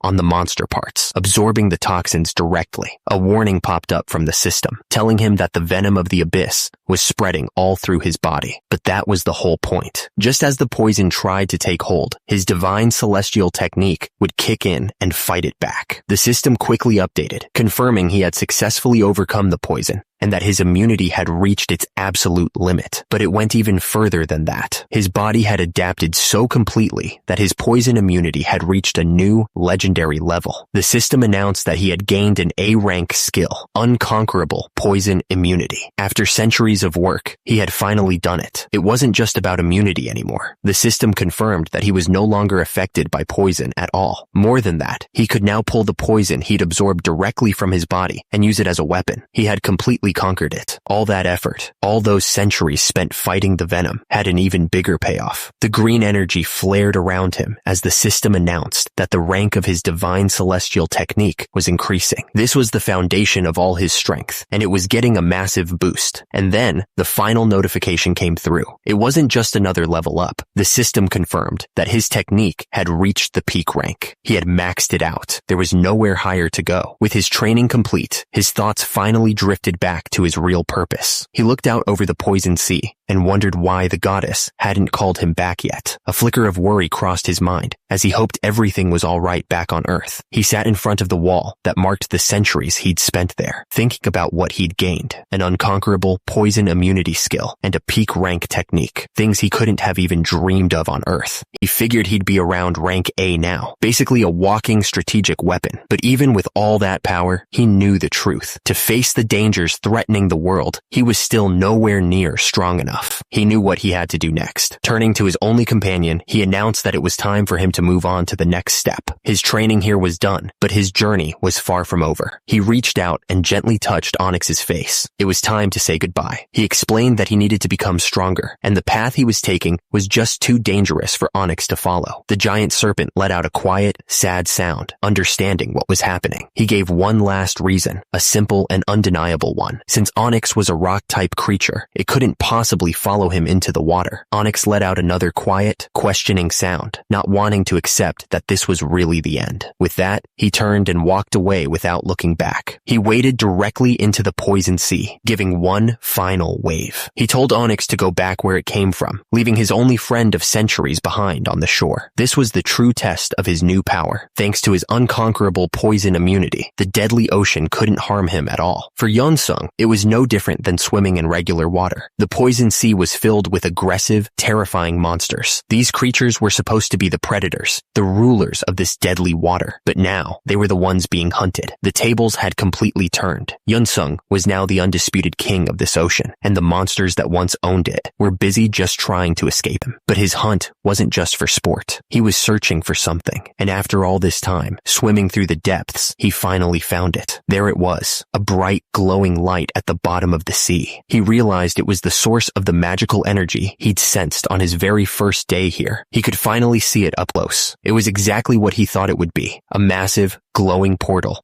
resting on the ocean floor. His training here was done. This was the entrance to his next challenge. Without any hesitation, Yeonsung stepped into the glowing gate. As he floated into the brilliant blue light, he wasn't scared at all. He just wondered what kind of training was waiting for him on the other side. He was surrounded by a strange, beautiful space, like the deep ocean filled with stars. And the only thought going through his mind was how much he was looking forward to whatever came next. But the moment he arrived, something was different. The system immediately sent him a message. It told him that his divine celestial technique could already sense a battle. Without him even trying, his inner strength was automatically spreading through his entire body, getting him ready to fight. It didn't stop there. The system explained that any attacks from the outside would now be automatically defended against. On the ground of this new world, Yeon-sung knelt as raw power crackled around him, his body already a shield. This was the true power of reaching the peak. The system confirmed it. The body of a master martial artist automatically prepares itself for battle the moment it senses any hostility. He looked up, a little surprised himself, finally understanding the incredible level he had reached. But this place was different. The feeling here was so strong that even a normal person would have known something was terribly wrong the second they stepped foot in this territory. In the darkness, you could see glimpses of what was waiting. Huge, monstrous creatures with sharp teeth and glowing eyes. Yeon-sung stood alone under a blood-red sky, completely surrounded by an army of demons. This wasn't just a dungeon full of monsters. This was a place filled with pure, raw hatred, a killing intent stronger than anything he had ever felt for, and every single bit of that killing intent was focused directly on them. The creatures that rule these dimensions are basically gods. They're called constellations, and in a constellation's own territory, their power is absolute. They don't just influence the world, they basically write the laws of nature. One of the massive demons laughed, its voice echoing in the fiery landscape. It explained that here, in its master's domain, the constellation's will was law. Another one of the creatures, a dragon-like demon, leaned in and asked what race their little guest was. Without a hint of fear, Yeon-sung just looked back and told them he was human. The first demon let out another booming laugh. The idea of a human standing there seemed to really amuse it. It leaned down, its face filling Yeon-sung's view, and mockingly asked if this was his first time visiting. The massive demon grinned, its voice dripping with mockery. It offered to explain a few things to the newcomer. Down below, Yeon-sung just looked up, completely unimpressed, and sarcastically thanked it for being so kind. The demon's hand hovered over a ball of crackling pink energy. It began its lesson, starting with a simple point about newcomers. Turns out, the lesson was that newcomers need to be taught a brutal lesson. Another demon, this one with huge horns, swung a massive sword and roared that this was the home of the great dominator of blood and war. The blade itself was huge and jagged, almost like it was carved from bone. It glowed with a terrifying pink energy as it sliced through the air, aimed right at Yeon-sung's neck. But Yeon-sung didn't even flinch. With a giant sword just inches from his face, his expression was completely calm. He just thought to himself about the name he'd just heard, the dominator of blood and war, as a quiet blue energy began to crackle around his fists. Faced with an army of demons and a monster swinging a sword the size of a car, Yeon-sung didn't feel fear. Instead, a small smile crept onto his face. He thought to himself that this training ground had a pretty brutal theme. He was almost impressed. The massive creature didn't wait for a response. With a roar, it brought the glowing blade down, a blur of red energy meant to split Yeon-sung in two. But Yeon-sung didn't move to dodge. He just calmly watched the blade fall. As it came closer, a deep purple energy began to swirl around his bandaged fist. The system explained that his energy had been compressed to create something new. Fist key. He didn't hesitate. He threw a single punch, straight into the path of the giant sword. His glowing fist met the sharpened edge of the blade head on. The demon's eyes shot wide open in disbelief. It couldn't process what was happening. Its massive, energy-infused sword didn't just stop. It shattered into 1,000 tiny pieces from the force of that one punch. With the giant sword shattered, Yeon-sung didn't waste a single moment. He used the stunned demon's own head as a springboard, launching himself high into the air above the creature. From the peak of his jump, he came crashing back down. His leg was charged with that same purple energy as he delivered a brutal kick straight to the monster's skull. The impact was overwhelming. The creature's head caved in, and its massive body collapsed to the ground, completely finished. Yeon-sung landed lightly on his feet, his attention already shifting to the rest of the horde. The other demons looked on, their faces twisted with fury and shock. But Yeon-sung wasn't intimidated at all. He just stared them down and yelled out a challenge for all of them to come at him. He pointed right at the sea of monsters, his hand now glowing with a cool blue light. He announced that he wasn't just here to fight. He was here to pass a test, and he was ready for whatever they could throw at him. The demons burst out laughing at the idea idea of a test. After a moment, one of them seemed to understand. He realized this human was trying to impress their master. Even though they were enemies, the demon had to admit, this guy had some insides. Another demon chimed in, clarifying that this realm belonged to the great dominator of blood and war. They all sized Yeonsung up, calling him weak and flimsy, but there was a hint of excitement in their voices, a strange respect for the human who dared to challenge them. That strange respect quickly turned into pure bloodlust. One of the demons roared that it had been a long time since its blood boiled like this. The entire horde erupted in a deafening cry, their one goal now clear: kill the human. The screams to rip him to pieces filled the air, but Yeonsung's expression didn't change. He was completely unfazed by their rage. He just took a calm breath, readying himself for the inevitable attack, and then he moved. Before the horde could even properly charge, Yeonsung was already in the middle of them. He threw a powerful punch that sent one of the demons flying back, the force of the blow echoing through the chaos. The fight had begun. He didn't just counter, he hit back with incredible force. His fist slammed into the demon's face, the impact so strong it felt like it could shatter bone. The creature's head snapped back, its eyes wide with shock and pain. The horde was thrown into chaos. They started screaming, realizing this human was far more dangerous than they'd thought. One of them yelled out orders, telling the others to surround him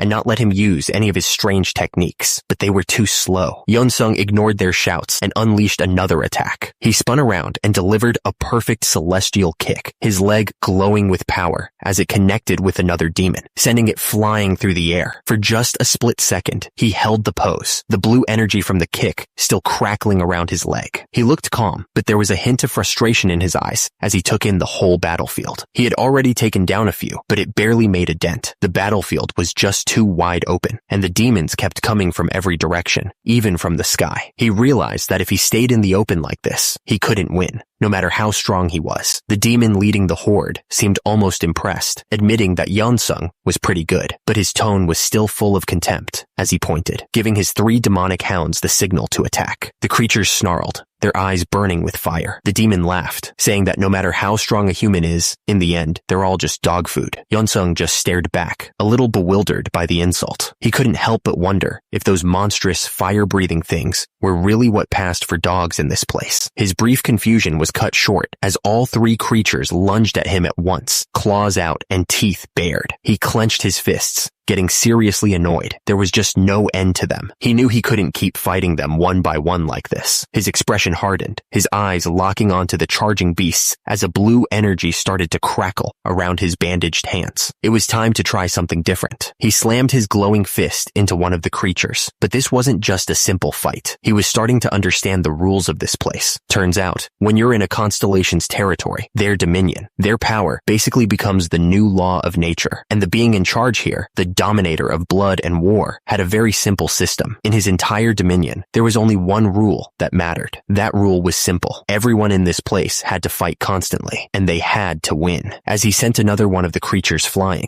Yeonsung knew he couldn't just keep trading blows out in the open. He needed to find some higher ground, a better position to fight from. And just then, he saw it. Through the red haze, he spotted a building. It was the first sign of any kind of structure he'd seen, and it was exactly the advantage he was looking for. He didn't hesitate for a second. With a powerful kick, he smashed the door open. Even in the middle of a desperate fight, he shouted a quick, polite apology, announcing that he was just going to be borrowing the house for a little while. But inside, he wasn't met with another monster ready to fight. Instead, a horned creature in an apron stood there, holding a huge pot of steaming soup. With a friendly smile, the chef welcomed him, saying he had great timing and that the soup was ready. Yeonsung looked around, completely thrown off. He asked if this was actually a restaurant, something he never expected to find in a place like this. The chef just nodded, explaining that you need to eat well to fight well, which, in a twisted way, made perfect sense here. Feeling a bit more at ease, Yeonsung scratched his head and apologized for kicking the door down. He then asked if there was anything good to eat, admitting it had been a very long time since he'd had a properly cooked meal. The chef's smile widened as he promised to serve him right away, but the friendly welcome was a complete lie. In an instant, the chef lunged forward and dumped the entire pot of glowing green liquid right over Yeonsung's head. He screamed out, asking how he liked his pot of toxic soup. Yeonsung was completely covered in the steaming, bubbling poison. As the toxic fumes filled the air, the chef stood back and mocked him, asking if the meal was to his taste. The chef stared, his eyes wide with shock. He'd expected screams of pain, not nothing. He could barely get a word out, completely stunned that his victim was just standing there, perfectly fine. But Yeonsung wasn't just fine. He was absorbing the toxic energy. The system chimed in, reminding him of his ability, complete poison immunity. It didn't just protect him from all toxins, it let him control them completely. The system even added that the poison he absorbed was being converted directly into energy. Yeonsung looked around with a satisfied smile, commenting that this place was a real hidden gem. The chef, now trembling on the floor, could only stammer, demanding to know who or what he was.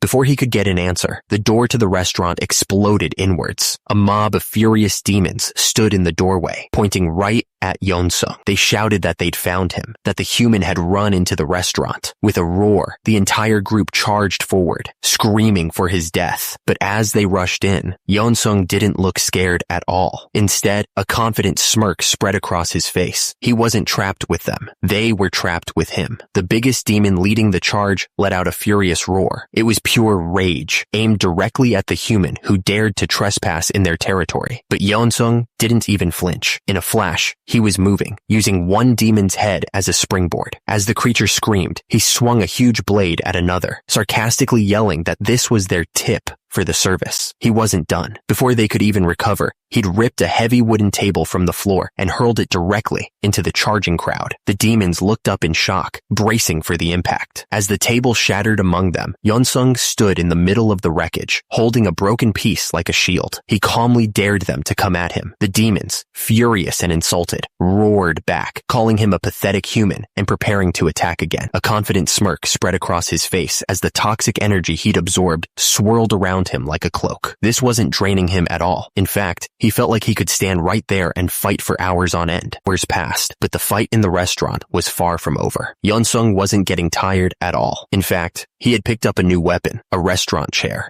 now glowing with a strange purple energy. Without a moment's hesitation, he swung it hard and smashed it right into a demon's face, making the creature shriek in pain. That one powerful blow was enough to trigger something incredible. A message from the system popped up, announcing that he had just learned a brand new skill. It was called Chair Fist, an actual martial art that uses a chair as a weapon. A smile spread across Yeonsung's face as he saw the skill was a high B+ rank. At that moment, it all clicked. He understood that there was something special, something different about fighting in a real life or death battle. He finally realized this was why the goddess had prepared a test like this for him. It was the only way to truly get stronger. But at that very same moment, far away from the fight, the goddess of balance was anything but calm. She was pacing back and forth, clearly worried. She desperately asked for any news about Yeonsung, calling out to someone named Adakaniel to find out what was going on. The winged being, Adakaniel, soared through the endless, empty space of the abyss. He seemed completely lost, wondering to himself how on earth he was supposed to find a single human in such a huge and chaotic dimension. With one last heavy crash, the final demon went down. The fight that had torn the restaurant apart was finally over. Yeonsung stood alone in the middle of the complete mess, catching his breath. He looked over the bodies of the demons he'd defeated and wondered just how many more of these fights he'd have to go through. But as he stood there, something else caught his attention. It was the big pot the chef had used, now tipped over on the floor. Its green, poisonous contents spilled everywhere. The thing is, after all his training, Yeonsung's 5 senses had reached their absolute peak. So when he looked at the pot, he didn't just see spilled poison. He could feel something else, something unusual coming from it. His eyes narrowed and he swallowed hard, his focus completely locked onto the pot. He could tell this wasn't just an ordinary object. He knew it. His senses weren't playing tricks on him. There was some kind of rare, powerful energy mixed inside that pot. This wasn't just a simple cooking tool. It was a real artifact. Without hesitation, Yeonsung reached down and firmly gripped the side of the pot. The moment he did, the demon chef let out a desperate shout, pleading with him to stop and yelling about how hard he had worked to get it. The demon chef, the owner of the restaurant, stared in disbelief, asking how he was still alive. Yeonsung casually explained that death here is usually temporary. The dominator of blood and war likes to revive fighters to keep the battles going endlessly. But then he paused, a cold smirk on his face, and added that this time, that wasn't going to happen. The chef's tough act completely crumbled. He fell to his knees, his face a mask of pure terror, and begged Yeonsung to let it go. He cried out about how much he'd suffered to find that adamantium pot, finally giving the precious item a name. Yeonsung had no sympathy. He told the demon to shut up and planted his foot firmly on the back of his head, pinning him to the floor. He reminded the chef that he'd gotten the pot by fighting for it in the first place, so he had no right to complain now that he'd lost it the exact same way. All the defeated demon could do was stammer, completely powerless. As the demon chef screamed in despair, Yeonsung shouted back, his voice cutting through the noise. He laid out the simple, brutal truth of their world. If they fought with their lives on the line, then it was only right for the winner to take the prize. With that settled, he made his declaration. Not just the adamantium pot, not just the restaurant, the entire inn. As of that moment, he announced, it all belonged to him. The idea of owning an inn suddenly sparked a memory. Yeonsung remembered reading a martial arts story a long time ago about a retired master who bought an inn and fixed it up, living out his days peacefully. Even though he was in a place where fights were constant, owning this restaurant brought that old dream back to the surface. So, without a second thought, he got to work, hammering together a new sign. He stood proudly in front of the entrance, wearing a bright pink apron over his fighting wraps. A new sign hung above the door, clear as day, Demon Inn. With a confident smile, he announced that the place was now officially open for business. The defeated demon chef, lying on the ground with his crew, couldn't believe it. He weakly protested that this was his restaurant, but Yeonsung just looked down at him, completely unmoved by his complaints, and simply asked, so what? A confident smirk spread across Yeonsung's face. He told the demon that if he wanted the restaurant back, he'd have to win it back in a fight. After all, that was the law of this place, and Yeonsung was more than happy to play by their rules. A little while later, he was standing in the kitchen, taking it all in, looking around at the pots and utensils. He had to admit, for a demon, the previous owner kept the place surprisingly clean. A strange, almost crazy look of determination appeared on his face. He remembered thinking that a person needs a hobby. It brought back memories of times when he had no tools and had to just eat things raw. The thought made him laugh to himself. He looked down at the table filled with all sorts of ingredients. He finally had a location, the right tools, and the food to work with. A huge smile lit up his face as he realized he could now seriously study cooking in his spare time. For him, this wasn't just a restaurant. It was a new kind of training. His first step was to figure out exactly what he was working with. He picked up a big piece of meat, studying it closely. It looked like it was packed with protein, a perfect start for a meal. So, he took a bite to see what it tasted like. Immediately, a system message popped up, warning him that he had just consumed poison. The notification mentioned something about his inner strength, but he just stood there chewing, completely unfazed. He immediately got annoyed, cursing the demon who used to own the place. He couldn't believe there was just poison casually left out in the kitchen. Forgetting his earlier thoughts about keeping the place nice, he turned his attention to the next item, a strange, unidentifiable fruit. He didn't hesitate for a second, taking a huge bite out of it, and just like before, the system instantly chimed in, telling him he'd consumed poison and that it was being converted into inner strength. At that point, it became an experiment. He tried a spiky mushroom, poison, then some weird-looking leaves, poison again. He moved on to the roots, and it was the same story. Turns out, basically every single ingredient in the demon's kitchen was toxic, and he was eating all of it. He slumped over the table, his head in his hands, completely overwhelmed. Every single thing he'd found was poisonous. He couldn't believe it, wondering what kind of restaurant only stocks poison. Then it hit him. Of course, this was food for demons. But after a second, he just shrugged it off. It didn't really matter. His plan was simple enough. He'd just eat everything raw. His complete poison immunity skill would take care of the rest, turning all of it directly into inner strength. He was about to start when a thought suddenly stopped him. He paused, a new idea forming in his mind. His eyes went wide with excitement as it all clicked into place. If he was immune to poison, then he could just treat it like any other ingredient. He didn't have to just endure it. He could actually cook with it. To him, it was perfect logic, and that single idea changed everything. From that point on, he fell into a new routine. Every morning, Choi Yeonsung would fight the monsters that swarmed the area, using the endless combat to gain experience. And at night, he dedicated himself to studying cooking. For him, that meant consuming the toxic ingredients he found. Every time he ate, the system would confirm that the poison was being converted directly into his inner strength. This cycle of fighting and cooking, of battle and study, continued day after day. In what felt like the blink of an eye, over 100 years had passed inside the Demon Inn.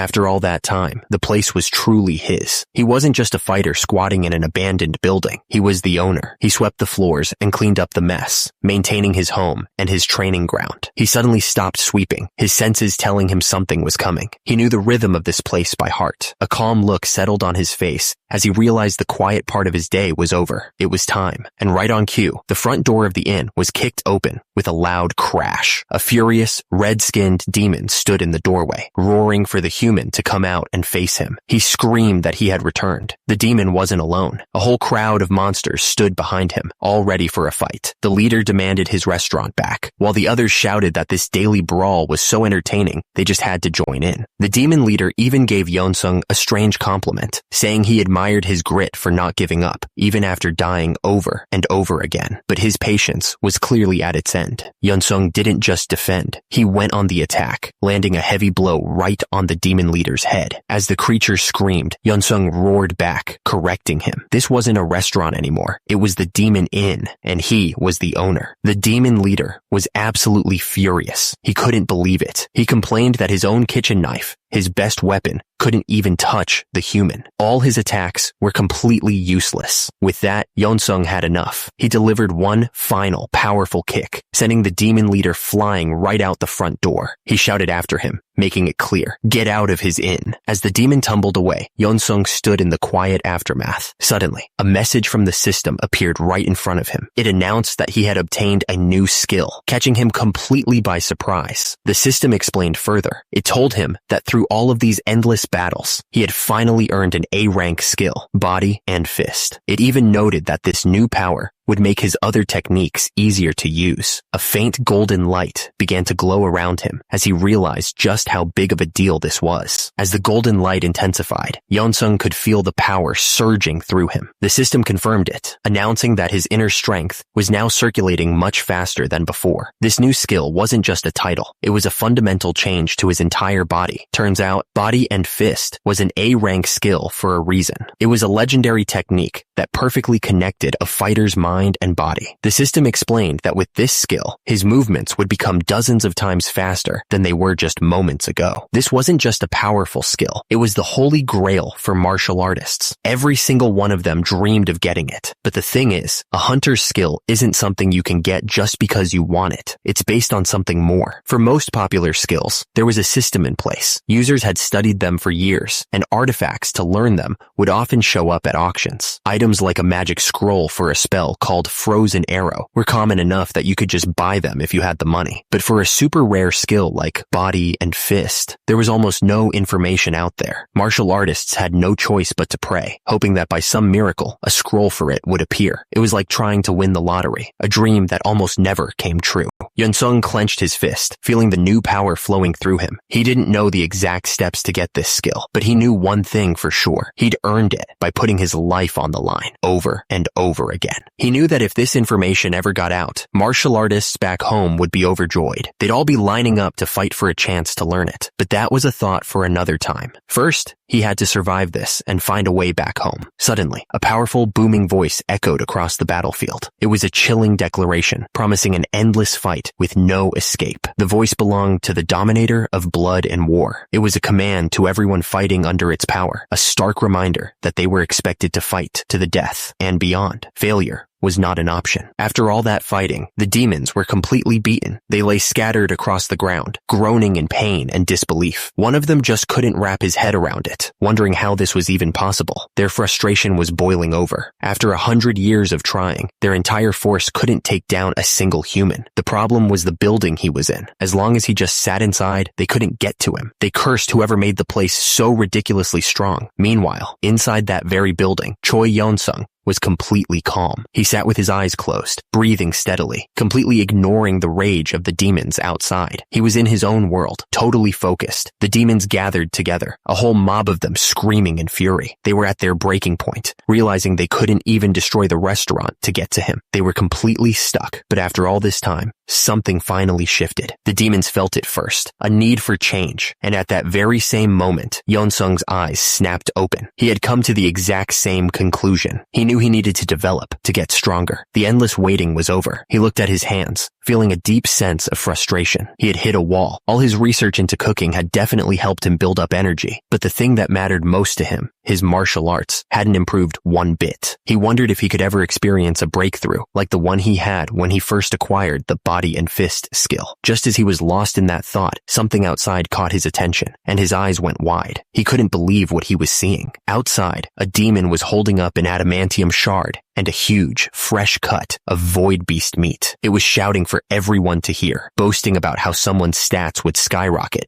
if they cooked with these ingredients. The bait was almost too perfect. A small smile crept across Yeonsung's face. He saw right through their plan. He knew these punks were trying to bait him out of the building this time. Turns out, the demons had finally come to a conclusion. They realized there was no chance of victory for them as long as Yeonsung Choi stayed inside the demon inn to train. They were putting on a whole show, trying to get his attention. They knew they had to bring him out, no matter what it took. But instead of staying inside, Yeonsung stepped right out into the open. He looked at the demons and casually criticized their acting skills. The demons were completely stunned. They couldn't believe he had actually fallen for it and come outside. He looked completely calm, a small smirk on his face. This wasn't a mistake. He knew exactly what he was doing. He had chosen to leave the demon inn. The moment their shock wore off, the demon's true colors showed. A roar went through the crowd. He was outside. This was their chance. The order was given to kill him on the spot. The thing is, Yeonsung had a very good reason for walking out. The demon inn had been his safety net for a long, long time, but it was also a chain, holding back his growth. Because only a few demons could fight him at a time inside, the battles were never truly dangerous. He never had to risk his life, which meant he could never achieve a real breakthrough. A wild grin spread across his face. He wasn't scared. He was thrilled. This was exactly what he wanted. So Yeonsung decided to play along with their terrible acting. He let them think their trick had worked. The moment he was outside, the demons unleashed their attack. One of them lunged forward with a brutal, glowing red strike, while another rallied the troops, telling them not to be scared because they had the upper hand. But as the huge attack came crashing down, Yeonsung didn't even flinch. He just tilted his head up, looking at it with a strange sense of calm, almost like he was just watching something interesting happen. That's when a truly massive demon stepped forward, towering over him. This one was clearly in charge. Looking up at the giant creature, Yeonsung casually noted that the situation didn't look good, but there was still no fear in his eyes. The demon leader let out a low, menacing laugh. It started mocking him, asking if he was scared now that he didn't have any walls to hide behind. It sneered, suggesting that Yeonsung was probably too terrified to even stand properly. It roared that his time spent acting tough from a safe distance was officially over. With that final threat, the massive demon charged forward, its body glowing with power, ready to end the fight right then and there. But even as the massive demon charged, Yeonsung just stood there, completely unfazed. He looked down at the snarling creature and admitted that the situation didn't look good, before adding that he just couldn't imagine himself losing to something like this. He let out a look of disappointment on his face. This wasn't about survival for him. His real concern was that at this rate, fighting these demons wouldn't help his martial arts improve at all. That casual dismissal was the last straw. The demons absolutely lost it, roaring in fury. They screamed at him, demanding to know what he took them for, as they all lunged at him at once, intending to tear him apart. As the chaos swirled around him, Yeonsung's mind went somewhere else. He remembered something that Xiaowen Li, the only martial artist to ever become an A-class hunter, once said. He described the stage he'd reached as a state where one could be completely confident in their self. He deflected another powerful blow with just his hand, the impact sending out a flash of light. Back when he first heard those words, Yeonsung didn't understand what they meant, but now, in the middle of this fight, it was all starting to make perfect sense. Now that he'd reached this peak, he finally understood. In the past, his whole strategy was just about building up inner strength and then hitting his enemies as hard as he could. It was a simple, brute force approach, but that constant sense of urgency that always followed him, that feeling that he wasn't quite good enough, it was just gone. He felt completely at ease, fully aware of the kind of being he had become. So when a huge, powerful punch came flying at him, he didn't meet it with force. Instead, he just gently guided the attack away, letting its own power carry it past him. It was effortless. It was as if the world itself was telling him that he was stronger than this whole swarm of demons. The demon who threw the punch looked completely stunned. Then, a message from the system popped up, confirming that he had successfully rolled with the attack, using his divine celestial techniques. The system continued, explaining that he'd learned how to use his opponent's strength for himself. As he blocked a massive blade with just his hand, the demon looked looked on, totally confused. And that's when the real reward came through. He had officially attained enlightenment on the full counter technique. The demon's attack was completely stopped in its tracks. The force of the block was so powerful, it sent a shockwave blasting out from the point of impact. The creature looked absolutely stunned, unable to understand how its full power strike had been so easily shut down. And then, a message from the system made it official. He hadn't just blocked the attack, he had mastered a new level of fighting. The notification confirmed that he had acquired the A rank skill, full counter. Turns out, this whole time, the demons hadn't just been trying to kill him. They were trying to lure him out of a safe zone called the Demon Inn. And to do that, they'd bring him gifts. Yeonsung would just happily accept them, thanking the demons for bringing him rare materials like adamantium and void beast meat. From their side, it was a simple deal. One of the demons shouted at the inn, promising to fight Yeonsung anytime he wanted, as long as he kept bringing gifts like these. It was clear they were getting frustrated, telling that human to just wait. So, one of the demons dropped off the promised goods, yelling for the human to come out and fight. But the thing is, Yeonsung was already standing outside. He looked around, completely confused, asking where everybody was. He had left the inn on his own, long before they even got there. The demons quickly realized that fighting Yeonsung up close was a huge mistake. One of them roared out a new plan, ordering everyone to keep attacking from a distance. Their strategy changed in an instant. They would try to overwhelm him with pure firepower. They decided to finish him off with magic. A huge volley of energy blasts shot through the air, all aimed at the same spot. The entire area erupted in a blinding explosion. For a moment, the demons thought they might have finally gotten him. But as the smoke cleared, a figure was still standing, completely unfazed. The demons stared in disbelief. At that same moment, a message from the system appeared for Choi Yeon-sung. It explained that he had successfully blocked all the attacks using his inner strength. And because of that, his body's durability had just gone up a whole level. The notifications just kept coming. The system announced that he had officially reached the stage of invulnerability. The demons were screaming in pure frustration, questioning how he could possibly still be moving after taking all that magic head on. Then, another message confirmed it. He had acquired the A-rank skill. It turns out, the more the demons swarmed him, the stronger he got, and the wider the gap between them became. This cycle continued for a very, very long time. After hundreds of years of fighting, the demons were completely broken. They lay scattered across the ground, groaning in exhaustion. Their endless attacks had only served to forge an unbeatable opponent. With a calm expression, Choi Yeon-sung stood at the doorway. He looked over the crowd of demons and announced that the fighting was over for the day. He told everyone it was time to go home. But instead of relief, the demons responded with outrage. They started booing and complaining that they hadn't even gotten a chance to fight yet. One of them yelled that he'd been waiting all day just for his turn against the human. Yeon-sung handled it like a business owner. He calmly offered the big blue demon a small paper ticket with the number 1 on it, promising him he could be the first to fight tomorrow. The demon, Gar, was overjoyed, shouting about how kind the human was for letting him go first. Yeon-sung then warned the rest of the crowd not to cut in line. Gar proudly held up his ticket and immediately started telling the other demons to listen up and form a proper line. He reminded them that it was hard to find a strong opponent like the human, so they had to be respectful. Later, alone in his workshop, Yeon-sung looked at his hand and thought about the whole situation. He realized that, somehow, he'd actually gotten pretty close with them. After hundreds of years of non-stop fighting and arguing, he figured a strange bond like this was probably to be expected. He pulled out a special piece of equipment he got a long time ago when he first registered as a hunter. It was called a hunter card. Basically, if you pour your energy into it, the card shows you all of your stats. He thought it had been a while since he'd last checked, and he was curious to see just how much progress he'd made from all his training. He sent a bit of his energy into the card, and it instantly lit up with a bright blue glow, text scrolling across its surface. The moment he saw what it said, his eyes went wide. He was completely stunned by the information staring back at him. The card displayed his status. It listed his name, Choi Yeon-sung, and his job as a martial arts user who had reached the peak stage. But it was the list of skills that was truly insane.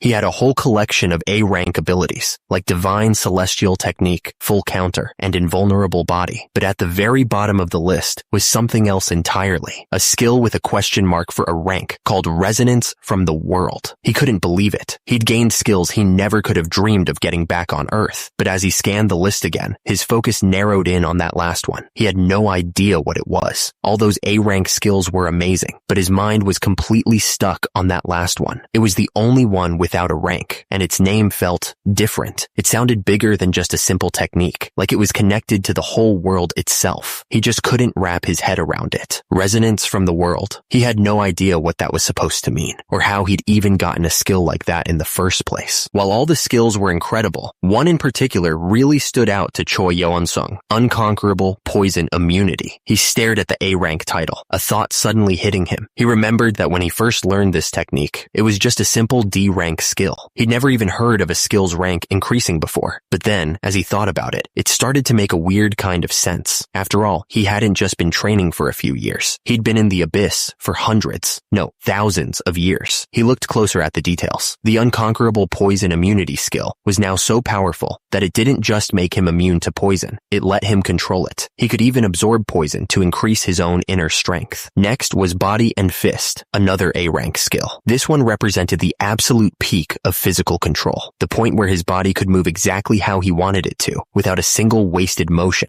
And then there was Full Counter. This was a martial arts technique that allowed him to return any attack back at his enemy, no matter how strong they were. It was the perfect counterattack. Then he saw the A-rank skill, Invulnerable Body. The description was simple, but powerful. It made his skin harder than steel, capable of blocking almost any attack. He stared at the glowing card, a bead of sweat rolling down his face. All of these incredible abilities. This was everything he had, as far as he knew. It was almost too much to take in at once, but the list wasn't done. The next skill was another A-rank, Convergence of Three Flowers. This one made him pause. Unlike the others, this was a legendary technique he'd actually heard stories about back on Earth. To understand why it was so important, you have to know how hunters fight. All of their skills are powered by either magic power or inner strength. If that source of power is weak or impure, their skills will either fail completely or be much weaker. But on the other hand, if a hunter's inner strength is huge and incredibly pure, when a hunter's inner strength becomes incredibly pure, they can reach a legendary state where it's said 3 flowers bloom from their energy. This was the Convergence of Three Flowers, a pinnacle of martial arts. Yeon-sung was completely baffled. He remembered hearing that this skill was only given to hunters who had already mastered other A-rank techniques. He couldn't figure out how he'd possibly earned it. But the thing is, Yeon-sung had no idea about the true nature of the one technique he'd been practicing all this time. Turns out, the divine celestial technique he'd been using was slow and difficult, but it had one massive advantage. It allowed the user to build up the purest inner strength imaginable. And he hadn't just been practicing it for a little while. He had been grinding away at it for thousands of years, fighting endless hordes of demons, and the list just kept going. Next up was another A-rank skill, Heavenly Martial Body. This meant his body was perfectly suited for martial arts, with a high natural connection to inner strength. It was the kind of gift that most people had to be born with. Yeon-sung knew he didn't have any innate talent like that. He realized it must have been because of the magic storm he survived at the very beginning. The goddess must have set that trial for him for a reason. He thought to himself that a goddess's planning was truly something else. Meanwhile, far away, that same goddess was panicking, still trying to figure out where he was. The list of insane skills just kept going. Next up was another A-rank ability, State of Perfection. The description was unbelievable. It said that after all his experience,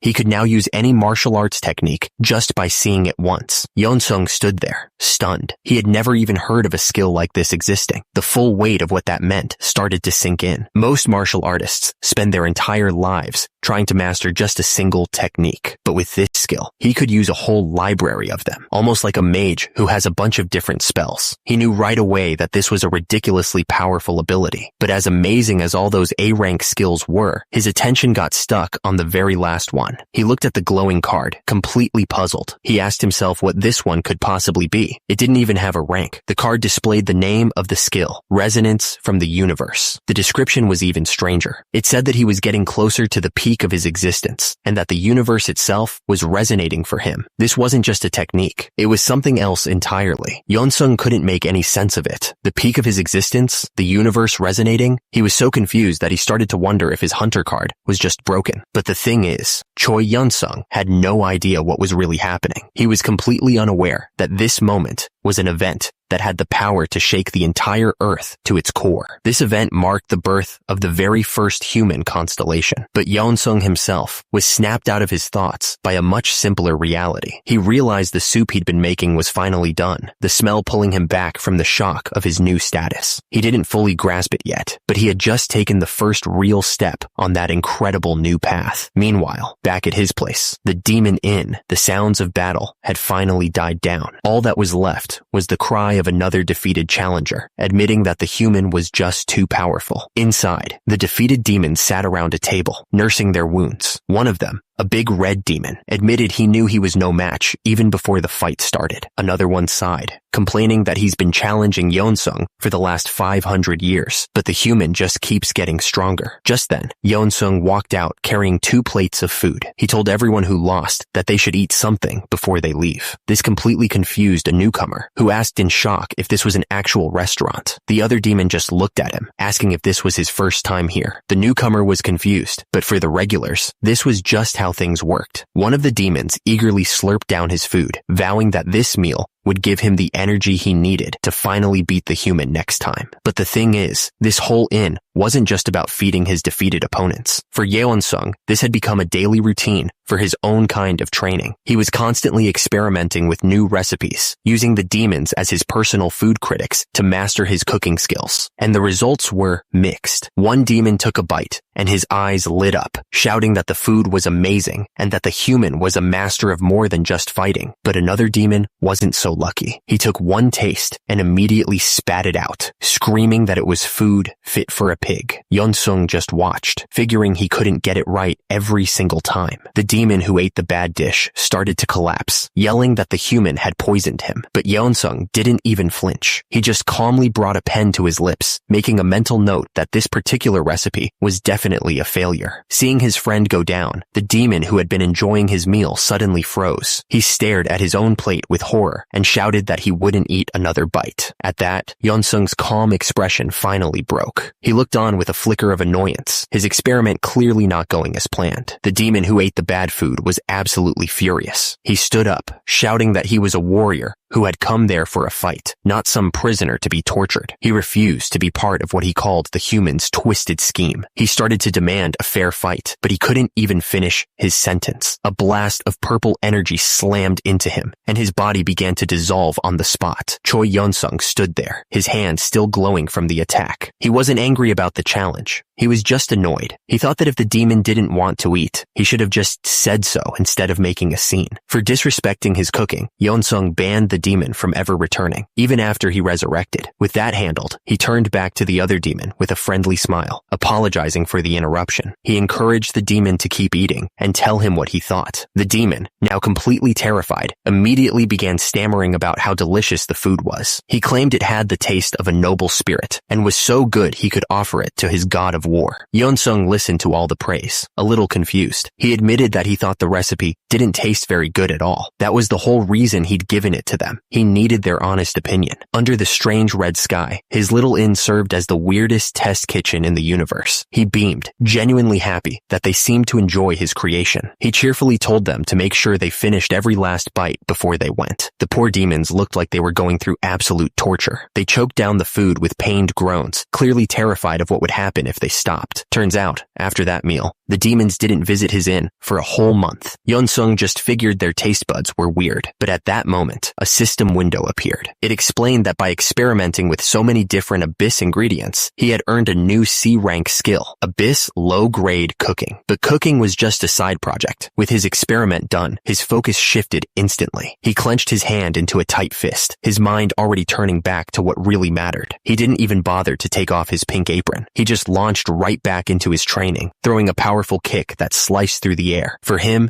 every single moment was just another chance to get stronger. After all the cooking and chaos, Yeonsung's mind was back where it always was, on his own power. He stood there silently, a serious look on his face, feeling the energy in his own fist, and he realized something was wrong. After all that training, all that fighting, his power wasn't increasing anymore. He'd hit a wall. He could feel it inside him. His inner strength, the very core of his being, was completely full. It was like a container that couldn't hold another drop. His growth had come to a dead stop. He thought back to the legends from Earth. Even Xiaowan Li, who was once seen as the greatest hope for all martial artists, could only reach the limited peak rank. The problem was, Yeonsung had surpassed everyone he could have possibly used as a guide. He was now the strongest martial artist he knew of. There was no one left to teach him, no one to follow. A grim determination settled over him as he accepted the truth. If he was going to get any stronger, he'd have to break through this barrier all by himself. He stood there, lost in thought, and the path forward became crystal clear. There was only one method left if he truly wanted to break through his limits and get stronger. His eyes narrowed with focus. The answer was simple, really. He needed a stronger opponent. The local lesser demons he'd been fighting just wouldn't cut it anymore. He needed a truly dangerous opponent, someone who might actually be stronger than he was. And right at that moment, as if on cue, a knock echoed from the front door. A voice called out from the other side, asking if the owner was inside. Yeonsung turned, his intense train of thought broken. His entire mood shifted in an instant. He opened the door with a big, welcoming smile and told the visitor they had great timing. Without a hint of the internal battle he was just having, he mentioned he had some high-quality meat and offered to make them a rice bowl. Yeonsung was a little taken aback by the visitor. The demon stood there, shrouded in a dark, heavy energy, and after a moment of thought, it agreed to try his cooking. This was an unfamiliar demon, one he'd never seen around here before. As Yeonsung led his new customer inside the inn, he quietly began to analyze the demon's abilities, trying to get a sense of who he was dealing with. The demon explained that he'd traveled a long way after hearing rumors about this place. He looked at Yeonsung with an intense gaze, saying he was looking forward to seeing his skills firsthand. It was clear he wasn't just talking about the food. Yeonsung felt a cold sweat run down his neck. He swallowed hard. After all his years of training, he'd reached the limited peak rank, and at that level, you can feel things others can't. He knew instantly. This demon was strong, unbelievably strong. In fact, Yeonsung realized he was way stronger than he was. The sheer amount of magic power rolling off of him was insane, a perfect example of just how limitless the demon species could be. He'd wanted a stronger opponent, and it looked like he just got one. But instead of fear, a slow, confident grin spread across Yeonsung's face. The cold sweat on his cheek suddenly didn't matter. He finally understood. This wasn't a threat to be afraid of. It was the beginning of a whole new level of training. Yeonsung placed a bowl in front of the demon. He called it a meat donburi, but without the rice. With a confident smile, he invited the stranger to try it. The demon just stared down at the food, completely silent. The air felt heavy as he just looked at the bowl, his expression impossible to read. Finally, the demon picked up a piece of meat and started to eat. As Yeonsung watched, he could feel an incredible energy radiating from the visitor. He knew it instantly. This guy was seriously strong. In fact, a chilling thought crossed his mind. This demon wasn't just strong, he was even stronger than him. After finishing the entire meal, the demon set his spoon down on the clean plate. He thanked Yeonsung for the food, then got straight to the point, mentioning he'd heard the owner of this place collects unique gems. Yeonsung's eyes went wide. A brilliant golden light washed over him, reflecting in his stunned expression. He couldn't believe what the demon had just placed on the table. The demon held out a huge chunk of adamantium. It wasn't just any piece of metal. It was a massive, glowing ingot, bigger than anything Yeonsung had ever seen in his life. This wasn't just payment for a meal. It was a fortune. Yeonsung was completely overwhelmed. He stammered, asking if the demon wanted another bowl, feeling the payment was far too much. But the demon just calmly said one was plenty. Then, the friendly mood shifted. He looked at Yeonsung and asked a simple, direct question. Was he human? Still staring at the glowing ingot, Yeonsung confirmed that he was. The demon's whole presence changed. He announced his name was Varigos, the first family member of the Dominator of Blood and War. He explained that he wielded the axe of blood for his master and had come to deliver a proposal. This finally snapped Yeonsung out of his daze. He looked up, his curiosity piqued, and asked what kind of proposal he was talking about. Varigos' shadow seemed to fill the room as he delivered the message. He told Yeonsung that his master, the Dominator of Blood and War, had been watching him, and now he was being given the incredible honor of an invitation to join his family. Varigos stood there, completely sure of himself. He thought there was no way Yeonsung Choi would refuse. After all, nobody in their right mind would ever turn down an offer from a constellation, especially not an offer like this, a direct invitation to become a member of the constellation's own family. Yeonsung just listened, a calm, unreadable smile on his face. Then, without a moment's hesitation, Yeonsung politely turned him down, even apologizing. Varigos's eyes shot wide open. He was completely speechless, unable to process what he'd just heard. The friendly atmosphere vanished in an instant. Dark energy exploded from Varigos as he loomed over Yeonsung, demanding to know if he was really refusing his master's offer. Looking up at the massive demon, Yeonsung simply confirmed that he was. Suddenly, the room felt heavy. A crushing pressure washed over Yeonsung, radiating from the enraged demon. He stood his ground, clutching the adamantium, feeling the immense power being aimed right at him. But while Varigos was trying to make sense of the situation, Yeonsung was having a completely different thought. A grin spread across his face as he realized this was it, the powerful opponent he'd been searching for. At the same time, Varigos was just confused. He couldn't understand why someone with such perfect potential for his master would turn down the offer. The demon's energy flared around him. He explained that Yeonsung's willingness to fight, even knowing he was outmatched, was exactly the kind of spirit the dominator of blood and war looked for in a follower. So, getting straight to the point, Varigos leaned in and demanded to know the real reason he was refusing such a great honor. Yeonsung looked up at the towering demon and gave a simple answer. He already had a prior commitment. Varigos stared down at him, completely baffled. He repeated the words back, unable to understand what Yeonsung could possibly be talking about. The demon immediately jumped to a conclusion, asking if Yeonsung had already joined another constellation's family. He pointed out that he couldn't sense any other constellation's energy on him. Yeonsung calmly explained that, no, not yet, but he had been promised a spot with a different constellation as soon as he passed all of their tests. Varigos looked genuinely concerned, but Yeonsung just waved his hand dismissively. He asked the demon if he was sure he hadn't been scammed by this so-called constellation. Getting tired of the talk, he told Varigos to stop messing around and just fight if that's what he came for. The demon held up a hand, trying to get him to calm down and listen. He insisted that Yeonsung's story made absolutely no sense. Yeonsung just stood there, looking completely lost. Varigos began to explain the basics. When a constellation adds someone to their family, it's because they want that person badly. They don't waste time on weaklings. And if one constellation sees potential in someone, it's a guarantee that other constellations will be watching them too.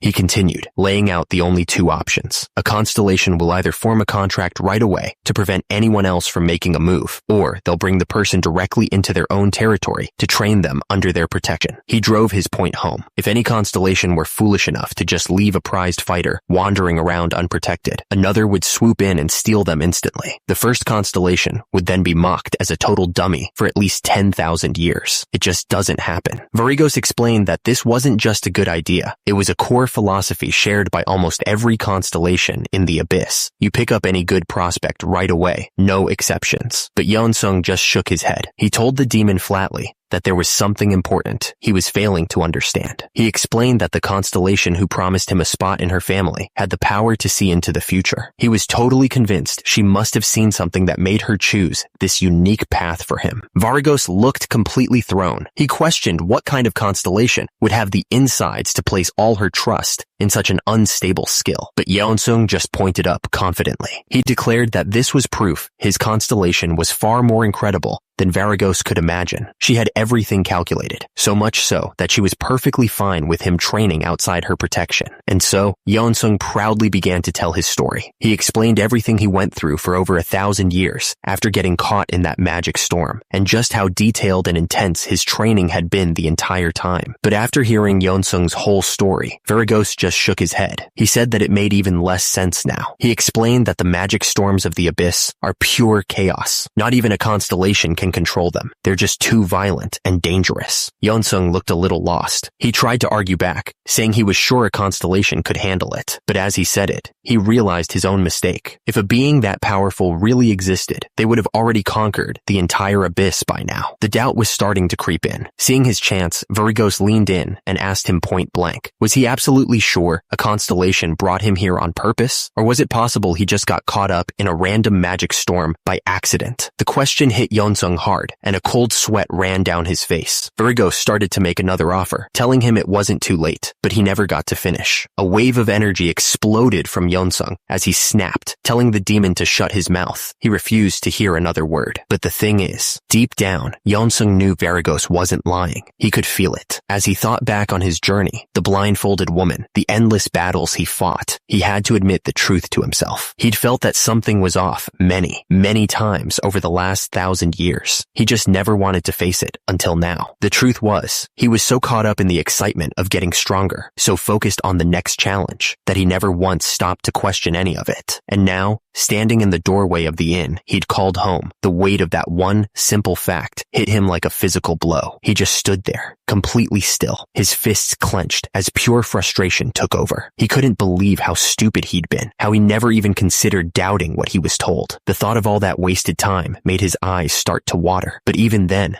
a lifetime of discipline kicked in. He fought the tears back, his face contorting with the effort. To him, every teardrop was just a waste of precious muscle and energy. He spun around and bolted, needing to get away. But before he could even take a few steps, a massive, monstrous claw slammed into the ground right in front of him, blocking his path. From behind the dust, Varigos's voice called out, asking the human where he was going in such a rush. Varigos's eyes glowed with a dangerous red light. He looked down at the human and told him that the plans had changed. Yeonsung stood his ground, his voice filled with urgency. He explained that now that he knew this wasn't a real training ground, he had to get back to Earth. He'd already wasted over 1,000 years. But Varigos just looked down on him, calmly stating that it was a shame, but leaving the Dominator's domain simply wasn't an option. In that instant, a terrifying wave of red energy exploded from Varigos. He spread his massive wings, and his power washed over everything, making the very air shake. Yeonsung was just a tiny figure, standing before a true monster. This was Varigos in his true form, the official receiver of the Axe of Blood. He wasn't just any demon. He was a chosen one who had received the direct blessing of the Dominator of Blood and War. Varigos floated there, looking down at Yeonsung with something like pity. He said it was a shame he had to destroy such a gem, but he told him not to worry because his master was generous and would take care of his soul. Varigos continued, explaining that even death wouldn't be an escape. He promised that his master would simply restrain Yeonsung's soul and bring him back to life. It was a terrifying promise of eternal servitude. That was the last straw for Yeonsung. He screamed back in defiance, refusing to be trapped there with demons for the rest of eternity. He channeled all his frustration into a powerful punch, striking Varigos with everything he had. The blow didn't seem to bother Varigos at all. Instead, he was fascinated by Yeonsung's movement. He commented on the strange walking technique, noting that he couldn't sense any magic, yet Yeonsung was moving faster than teleportation. Yeonsung took a firm stance, his body crackling with a strange energy. He explained that it wasn't magic, but a divine celestial technique that used pure internal strength. He called it celestial footwork. Varigos seemed genuinely intrigued. He admitted that now he understood why his master had taken such an interest. But then, his tone shifted. He declared that there was no more time to waste and told Yeonsung to prepare himself. Above him, a terrifying sphere of dark energy began to form as he got ready to end the fight. A system message flashed, announcing Varigos's next move, a skill called blood baptism. From the ground, thick red energy erupted, bubbling and twisting into strange, solid shapes. One of the chunks slammed into Yeonsung's shoulder. He stared at it, his mind racing. It looked like blood, but it wasn't. He realized with a shock that these were pure chunks of mana. The sheer power was unbelievable. To be able to throw around magic like this was something else. As the red mana swirled around him, a grim thought hit Yeonsung. Even with his invulnerable body skill, he knew he couldn't last long against this onslaught. Suddenly, Varigos transformed, growing into a massive, terrifying demon that towered over Yeonsung. He looked down at the human and told him it was time to finish this. The Dominator of Blood and War was waiting for him. The name of the skill flashed before him, the Baptism of Blood. It was a downpour of dark red mana. This stuff wasn't just energy. It was designed to melt and destroy anything it touched. This attack was a perfect display of Varigos's power. It was on a completely different level from anything a human magician could ever hope to achieve.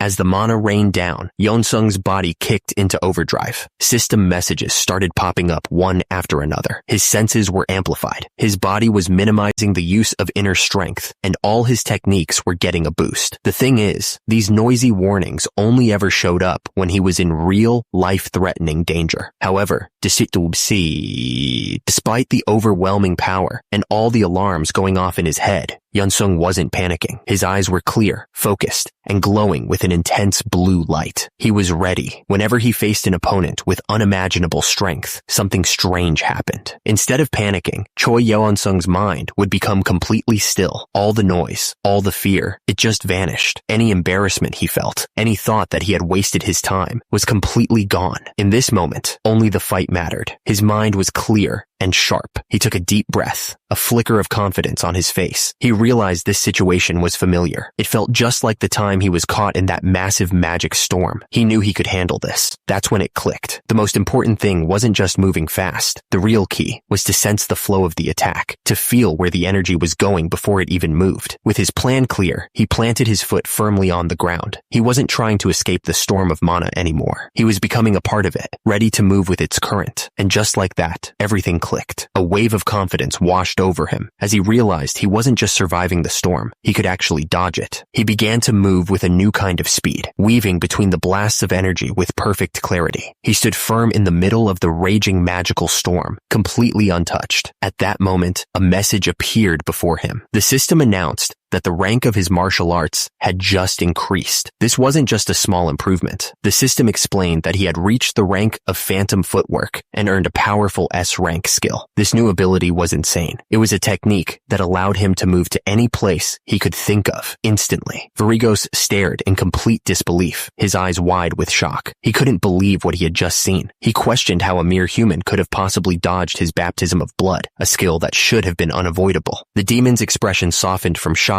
into something else. He admitted that he had always thought martial arts were just something the weak practiced. But after witnessing this, he looked at Yeonsung and told the human that he had earned his respect. Varigos then started to explain the difference between them. He said that in the abyss, magic is the most important skill. It's an art form that runs on mana, the energy that fills this world. Because of this, he explained, magic users can borrow an almost infinite amount of power from their surroundings. Their strength isn't limited by what's inside them. Martial artists, on the other hand, have to pull all their strength from within. Varigos pointed out that this gives them very clear limits compared to magic. That's why in a place like the Abyss, which is overflowing with mana, martial artists are almost never seen. But after seeing Yeonsung fight, Varigos admitted that he finally understood why martial arts were created in the first place. He looked at the human with genuine admiration and called his performance wonderful. Then his tone changed again. He began telling a story from a long time ago about a group of slaves in a constellation's territory who started a riot. With a sneer, he called their attempt completely foolish. Varigos continued his story, explaining that those slaves had tried to go against the very laws of their world. The moment you disobey a constellation, he said, you're cut off from that world's mana. For a magic user, that was basically a death sentence. But then, Varigos added a twist to the story. He said that despite being cut off from all power, the constellation couldn't easily stop the riot. Yeonsung listened, his expression turning to confusion. The reason, Varigos explained, was because of a strange skill they had mastered. It was a power that didn't need to borrow any energy from the outside world. It all came from within. The pieces clicked into place for Yeonsung. He understood now that Varigos was talking about martial arts. He then turned to the demon and asked a pointed question. What would have happened if he had been a magician instead? A low chuckle came from Varigos. He told Yeonsung that if he were a magic user, he'd already be dead and standing before the dominator of blood and war. His body would have been completely melted by the baptism of blood. It was a clear warning. Martial arts were the only reason he was still standing. High above, Yeonsung gathered his own energy, a brilliant purple aura flaring around him. Down below, the demon did the same, summoning a massive wave of red power that churned violently. It was clear their attacks were about to collide. Yeonsung paused with everything he had, his body straining against the overwhelming force. But a grim look crossed his face as he grunted in frustration. He could feel his technique failing. It just wasn't enough. The demon looked down, a hint of respect in his glowing eyes. He called Yeonsung's efforts brilliant, but then reminded him of the massive gap between them. He boasted that he was a chosen warrior, one who had been given the axe of blood by his master, Varigos himself. With that declaration, the demon unleashed his power. He shot forward in a blur of motion, wrapped in a massive wave of destructive red energy that tore through the air. The attack slammed into the ground, causing a blinding explosion that lit up the entire sky. The force was so immense that the very ground shattered, completely wiped out by the blast. The explosion had wiped out everything, but Yeonsung was still standing. He landed firmly on a piece of shattered rock, his body glowing with power as he stared down the swirling, red energy that had consumed the landscape. He wasn't backing down. Before he could even catch his breath, the demon appeared right above him. With glowing red eyes and a massive, horned frame, it swung its huge weapon down, aiming to crush him in a single blow. There was no time to dodge. Yeonsung planted his feet and unleashed his own energy, creating a protective barrier just as the weapon came crashing down. The impact sent a shockwave blasting outwards, a violent clash between raw demonic power and pure martial arts. Gritting his teeth, Yeonsung cursed inwardly. He couldn't believe how annoying magic skills were. He thought that mages were supposed to be weak in close combat, but this thing was powerful at any range. It felt completely unfair. The demon loomed over him, its presence suffocating. The air was thick with its dark, corrupting energy, twisting and bubbling around them. Yeonsung stood his ground, staring up at the monster, waiting for its next move. But instead of fear, Yeonsung just smiled. His body was in a state of natural high. For a guy who lived for training, this was the ultimate test, and the opponent in front of him was an absolute monster. Its red eyes glowed with pure hatred, and its sharp teeth promised a painful end. This thing was on a whole other level, but that's exactly what Yeonsung wanted. As he dodged another one of the demon's massive swipes, he could literally feel himself getting stronger. Every attack he blocked, every move he countered, was pushing him to new heights. He decided it was time to push back. He took a deep breath, gathering all of his inner strength into one single point. Purple energy began to swirl violently around his hand as he focused everything into his fist, creating a dense ball of power called Fist Ki. With all that energy contained, he leaped into the air and brought his fist down with incredible force. He called it the Celestial Punch, and it slammed right into the demon's head with a brilliant flash of light. The demon, Verigos, seemed completely unfazed by the Celestial Punch. He looked down at Yeonsung, almost amused. He admitted the skill was interesting, but then he mocked him, asking how much longer he thought he could possibly last. Yeonsung didn't answer. He knew the demon was right. That last attack had been way too shallow. The fight turned into a frantic defense. Using skills like full counter and his phantom footwork, Yeonsung was just barely managing to stay alive. He dodged and weaved through the demon's attacks, but he wasn't making any progress. The real problem wasn't dodging, it was attacking. He was fast enough to avoid getting hit, but he couldn't land a meaningful blow.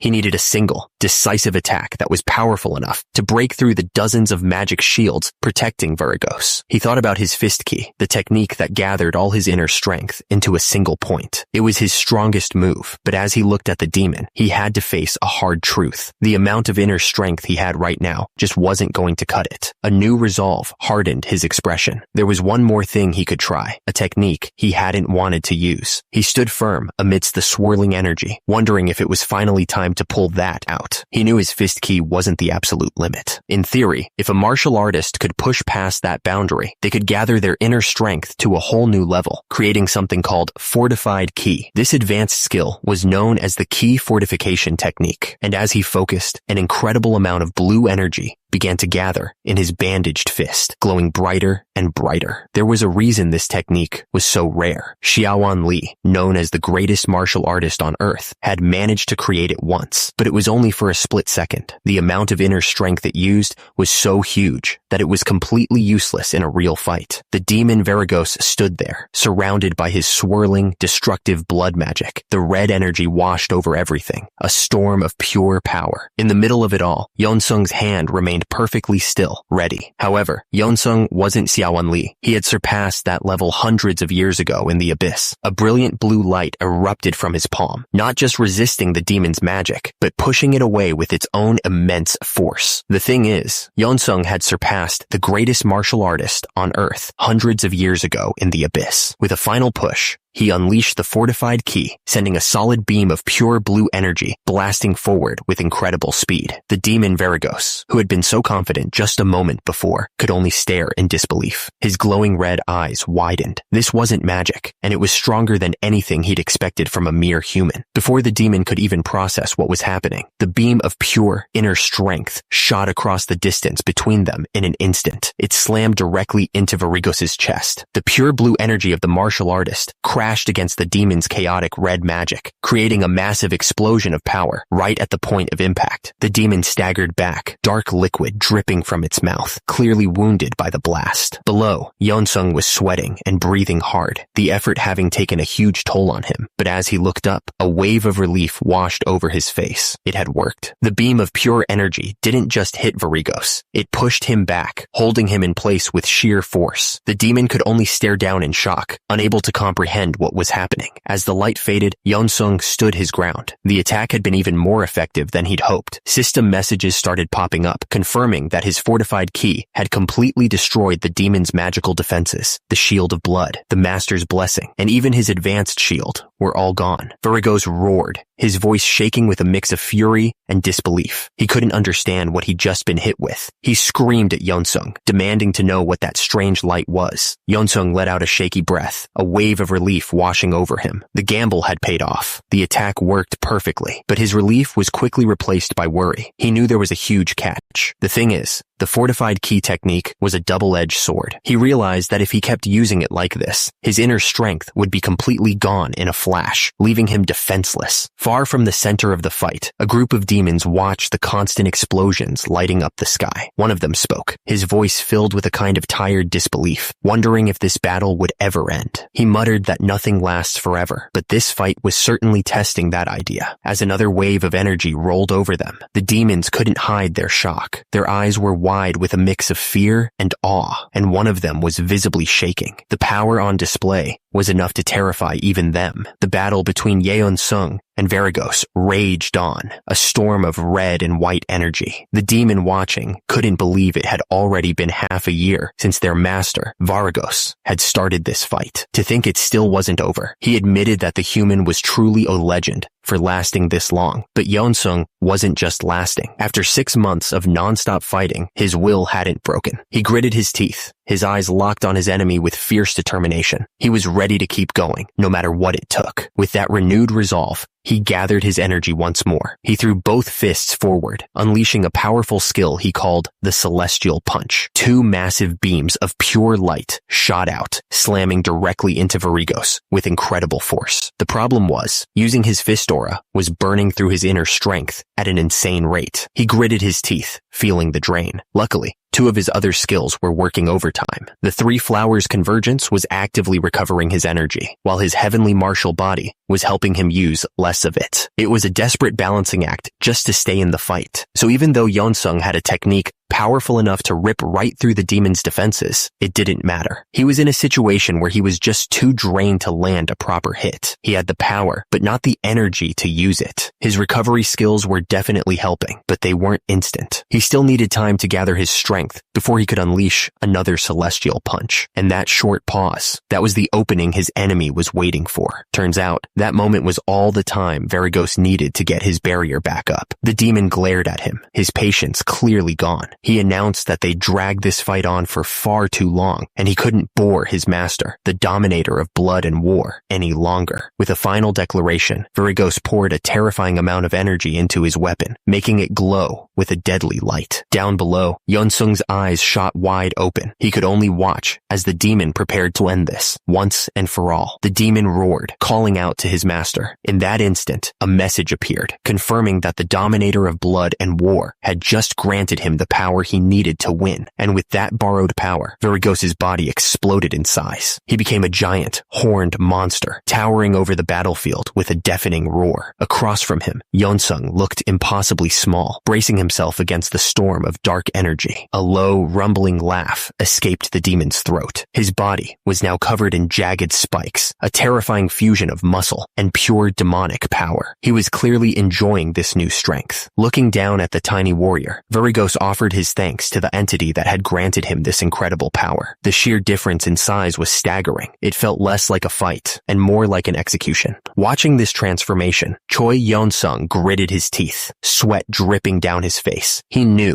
without a doubt, that the situation had just become incredibly dangerous. Just as Yeonsung was bracing for another attack, the giant demon's body began to shrink down rapidly, and in that moment, he understood. Varigos wasn't getting weaker. He was giving up his huge size for something far more dangerous. Before he could even react, the shrunken demon was on him. A blur of red energy slashed through the air, and Yeonsung barely had time to cross his arms to block the ferocious attack. The demon had traded raw power for pure speed. Sweat dripped down Yeonsung's face as he struggled against the onslaught, but he was already gathering energy in his fist, trying to find an opening. But the attacks just kept coming, one after another, faster than he could defend. The red slashes of energy hammered against his guard, pushing him back with incredible force. The demon's new form was complete. He was smaller, more human-like, but now he held a massive blade made of pure red energy. The fight had just gotten a whole lot harder. The demon's attack came crashing down with unbelievable force. Yeonsung crossed his arms to block, but the sheer power of the blow sent shockwaves through the ground, forcing him to his knees. He was completely on the defensive now. As he struggled to hold on, a system message popped up with terrible news. His invulnerable body, his best defense, was starting to break. To fix it, he needed time, something he definitely didn't have. He knew it instantly. If he lost focus for even a second, it was over. This was going to be a brutal fight, and he couldn't afford to give the demon a single opening. And the demon wasn't giving him any time to think. With a furious roar, Varigos lunged forward again, his energy blade glowing with destructive power. But this situation was different. From the moment Choi Yeonsung arrived in the abyss until now, he had never once completely emptied his dantian of all its inner strength. It was always too dangerous to leave himself completely drained. But maybe, just this once, he had no other choice. In the abyss, you never knew when another enemy would show up. Because of that, completely emptying your inner strength was basically suicide. It was a line he had never, ever crossed. But the demon, Varigos, wasn't giving him any time to think. He came charging forward again, a storm of red, destructive energy exploding in his wake. The creature's face was a mask of pure fury. He was pouring everything he had into this attack, aiming to completely overwhelm Yeonsung. But right now, he was faced with a choice. He could fight cautiously and leave some power in reserve, or he could bet everything on this one moment and go all out. He stared up at the demon, his expression calm but serious. This was it. There was no telling what would happen if he went through with this. He was facing a monster of pure rage, and everything was on the line. So he made his choice. Without even thinking about the consequences, Choi Yeonsung decided to pour out every last drop of inner strength he had. He was going to completely empty his dantian for the first time ever. He unleashed everything in a single, massive blast of pure energy. The brilliant blue beam shot forward, slamming into Varigos with unbelievable force. The demon was completely engulfed, its body starting to break apart from the sheer power of the attack. But at that exact moment, something totally unexpected happened. A message from the system appeared, and Yeonsung's eyes widened in shock. It informed him that he had just awakened a brand new skill called Celestial String. On top of that, his divine celestial technique was now evolving into something even stronger. Meanwhile, the demon let out a horrifying scream of pain. The attack had done more than just wound him. It was tearing him apart from the inside out. He was completely overwhelmed by the blast. As Varigos reeled from the attack, a deep,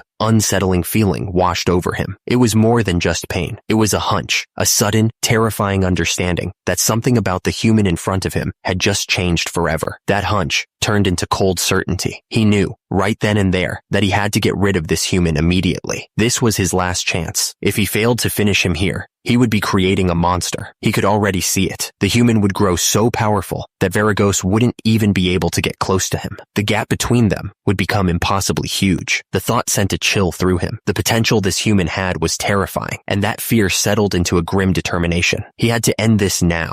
He couldn't allow such a threat to rise in the territory of his master, the dominator of blood and war. So, Varigos gathered every last bit of his power, his body growing to a monstrous size as he formed a massive weapon of pure blood and energy. He raised it high, ready to bring it down and crush Yeonsung once and for all. The demon refused to accept it. He couldn't let a new constellation be born in his master's territory, so he threw everything he had into one final, overwhelming attack. A storm of red energy meant to wipe Yeonsung from existence. But Yeonsung didn't even flinch. He stood his ground as the wave of destructive energy crashed against his body. The force was immense, but he held on, refusing to be broken. Suddenly, in the middle of the chaos, a new light began to shine. Varigos looked down, his attack attack still raging, and stared in confusion. He had no idea what he was seeing. The light was coming from Yeonsung himself. A brilliant blue energy was pouring out of him, so intense it made his eyes glow. He looked down at his own body, completely stunned by the power that was suddenly surging through him. And in that moment, everything became clear. By completely emptying out his inner strength, for the first time, he could finally see it. He understood what had been holding him back all this time. He realized he'd been thinking about it all wrong. It wasn't about how much inner strength he had stored in his dantian anymore. That kind of limit didn't matter. He looked at his hand, glowing with this incredible blue energy, and finally understood. His dantian wasn't just a container for power. It was a universe inside of him. And if he could just extend that inner world to the outside, at that moment, a message from the system appeared, confirming what he was feeling. It told him he had finally reached the transcendent rank. The idea was simple, but huge. He could make the real world just like his inner one, and with that new rank came more power. The system notified him that he had completely awakened his S-rank skill, the Kai fortification technique. The technique that was once too draining to use was now his to command freely, and the rewards just kept coming. The system notified him that he had obtained 2 more S-rank skills. The first was called Subdue the Strong, Assist the Weak, and the second was Self-Conquer. These weren't just random powers. They were principles, a code for a true martial artist. This new power wasn't just something he felt inside. It was so immense that it couldn't be contained. The ground beneath him exploded outwards, shattered by the sheer force of the blue energy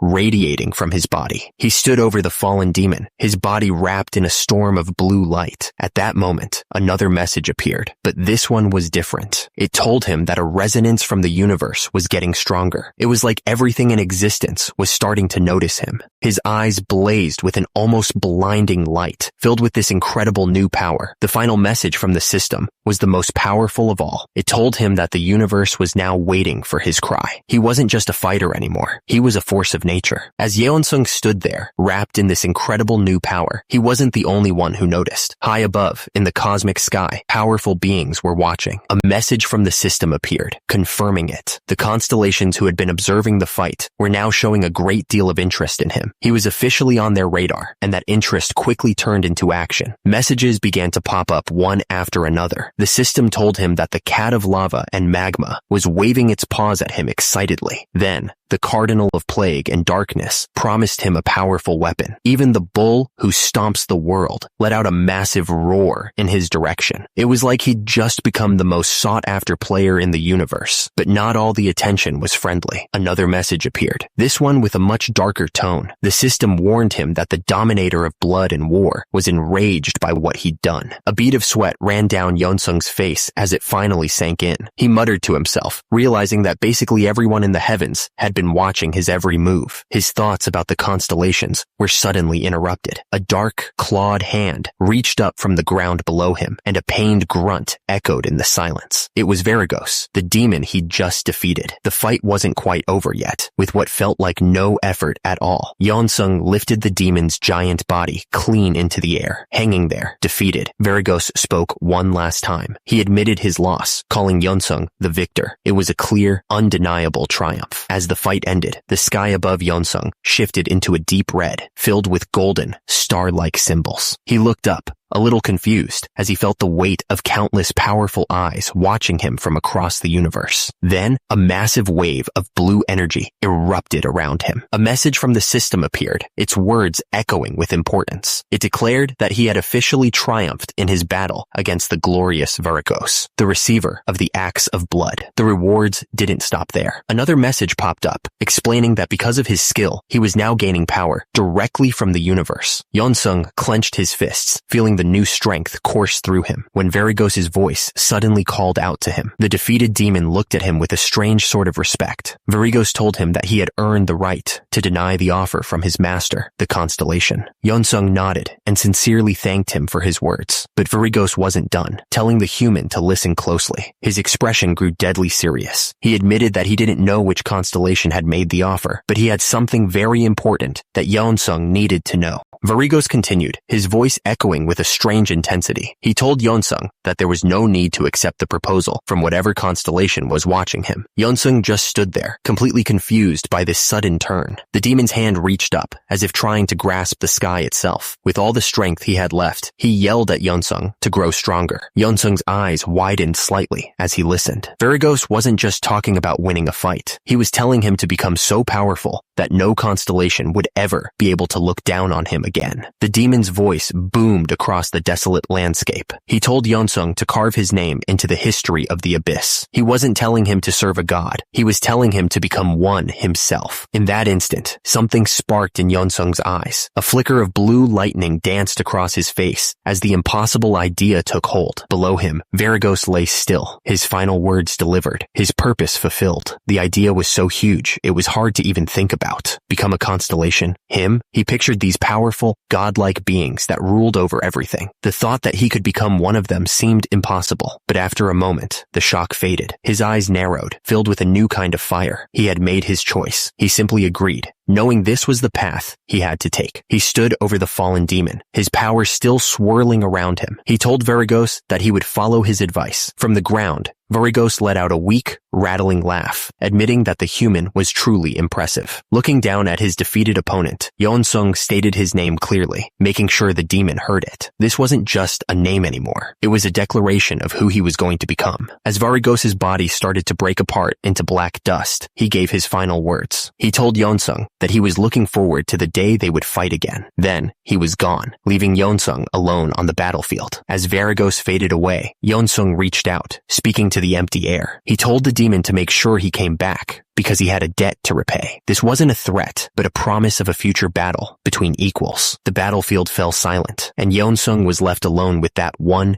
huge idea. He thought about Varigos' final words, repeating them to himself. Become a constellation. It was a goal so massive, it was hard to even imagine. He had reached a new level of power, a true peak where his inner world and the real world were becoming one. And at this new stage, Yeonsung started to feel things he'd never been able to sense before. His perception of everything was changing. It started as a faint whisper, a feeling in the air, a powerful presence that he was now tuned into, something that had been there all along, but was completely hidden from him until this moment. And then, he understood exactly what he was feeling. It was the heavy pressure of countless eyes on him. He could feel the glares of the constellations, all of them watching his every move. He wasn't just a fighter anymore. He was a player on a much bigger stage. It was like a single, powerful eye was staring right through him, a golden gaze that felt like the weight of the universe. But it wasn't just one eye. As his senses expanded, he saw them all, a sky full of them, each one a window into an ancient and powerful being. And for the first time, he could truly feel just how incredibly strong they were. But instead of feeling fear, a fire lit up inside him. He clenched his fist, a determined look on his face. He realized that their level of power wasn't impossible to reach. He could get there too, if he just kept pushing and got even stronger. At that very moment, as if they heard his thoughts, two messages popped up in front of him. His eyes widened in surprise. The system informed him that the cat of lava and magma was proposing a meeting. Right after, another message appeared from the Cardinal of Plague and Darkness with the exact same offer. The thing is, the constellations of the abyss couldn't just make a move on him directly. It wasn't that they didn't want to, but they were trapped by their own rules. They were constantly fighting each other to take over domains. If any of them left their kingdom unguarded, even for a moment, another constellation would almost certainly swoop in and take everything. So I finally understood how it all worked. The constellations sit on their thrones, high up in the cosmos, and just watch. They keep an eye on their followers, but they're also constantly looking for potential new ones to bring under their control. Yeonsung stood there, taking it all in. He realized they had all been watching him this whole time, like he was the main character in some internet stream. And right then, a message popped up. It was a warning from the system. The dominator of blood and war had just placed a bounty on his head. A second message followed, making the situation crystal clear. Every single being in this domain was now targeting him. In an instant, the empty landscape filled with monsters. Demons of all shapes and sizes crawled out from the rocks, surrounding him completely. But instead of showing any fear, a small smirk appeared on Yeonsung's face. He started to see the constellations differently. They weren't gods. They were just like people commenting on an internet forum. Now, thinking something like that should have been crazy. But after everything he'd been through, Yeonsung Choi had become just as crazy as they were. He'd already declared it openly, right in front of all of them. He was going to become a constellation himself. He stood there with his arms wide open, a silent challenge to the powerful beings watching him. At this point, what did he really have to lose? As Yeonsung stood there, facing down the universe, a memory from long ago suddenly came to his mind. He was back in the gym, training like any other day. A man in a bright Hawaiian shirt leaned back and pointed to a TV, asking Yeonsung if he saw the guy on the screen. Focused on his dumbbell, Yeonsung just asked who he was talking about. The man explained that it was the guy who had recently signed a contract with a constellation. On the screen, a reporter was interviewing a stern-looking man in a blue uniform. He began to speak, telling the reporter that while everyone envies him for his contract, it's not as great as they think. The hunter on TV insisted that it wasn't all good, and that only someone who had made a deal with a constellation could truly understand what he meant. Back in the gym, the man in the Hawaiian shirt just scoffed, muttering that the guy on TV had no idea what he was talking about. He went on to explain that his life was completely restricted by the constellation's rules. He complained about being micromanaged and having his every single move watched. The man in the shirt just shook his head, saying it's always the lucky ones who find a reason to complain. The other guys in the gym agreed, getting worked up. They couldn't believe he was complaining when he had good looks, power, and a contract, everything anyone could ever want. They called him a shameless jerk for not being grateful. But Yeonsung didn't say a word. He just listened, his expression serious. This was why he refused to live by their rules. He would choose his own path. At that moment, Yeonsung finally understood what that hunter on TV meant. Living under a constellation's rules meant being watched all the time. And if you ever defied them, the punishment would be unimaginable. He realized that the position everyone envied, fighting for the glory of some master, was really just being a slave with good chains. His thoughts were interrupted by the battle raging around him. With his newfound power, beams of pure blue energy erupted, blasting the demonic creatures out of the sky. Standing over the body of a fallen demon, his hand still glowing, he made his intentions clear. The reason he always wanted to be stronger wasn't to get on the good side of beings like them. It was much simpler than that. He just wanted to be strong enough to choose his own path for himself. As he walked away from the defeated demons, Yeonsung thought about what Varigos had said. He was right. He couldn't entrust his fate to a constellation. Not now. Not ever. Meanwhile, the powerful beings watching him were already starting to bicker. The system showed that the Cardinal of Plague and Darkness was taunting the Dominator of Blood and War, while the Cat of Lava and Magma was cackling with glee. One of them, the Cardinal of Plague and Darkness, seemed both impressed and annoyed by his lack of ambition to serve anyone. It found his independent spirit irritating, so it decided to make him an offer. A system message appeared, stating that the Cardinal was offering him a powerful skill, Plague Eruption. Without a moment's hesitation,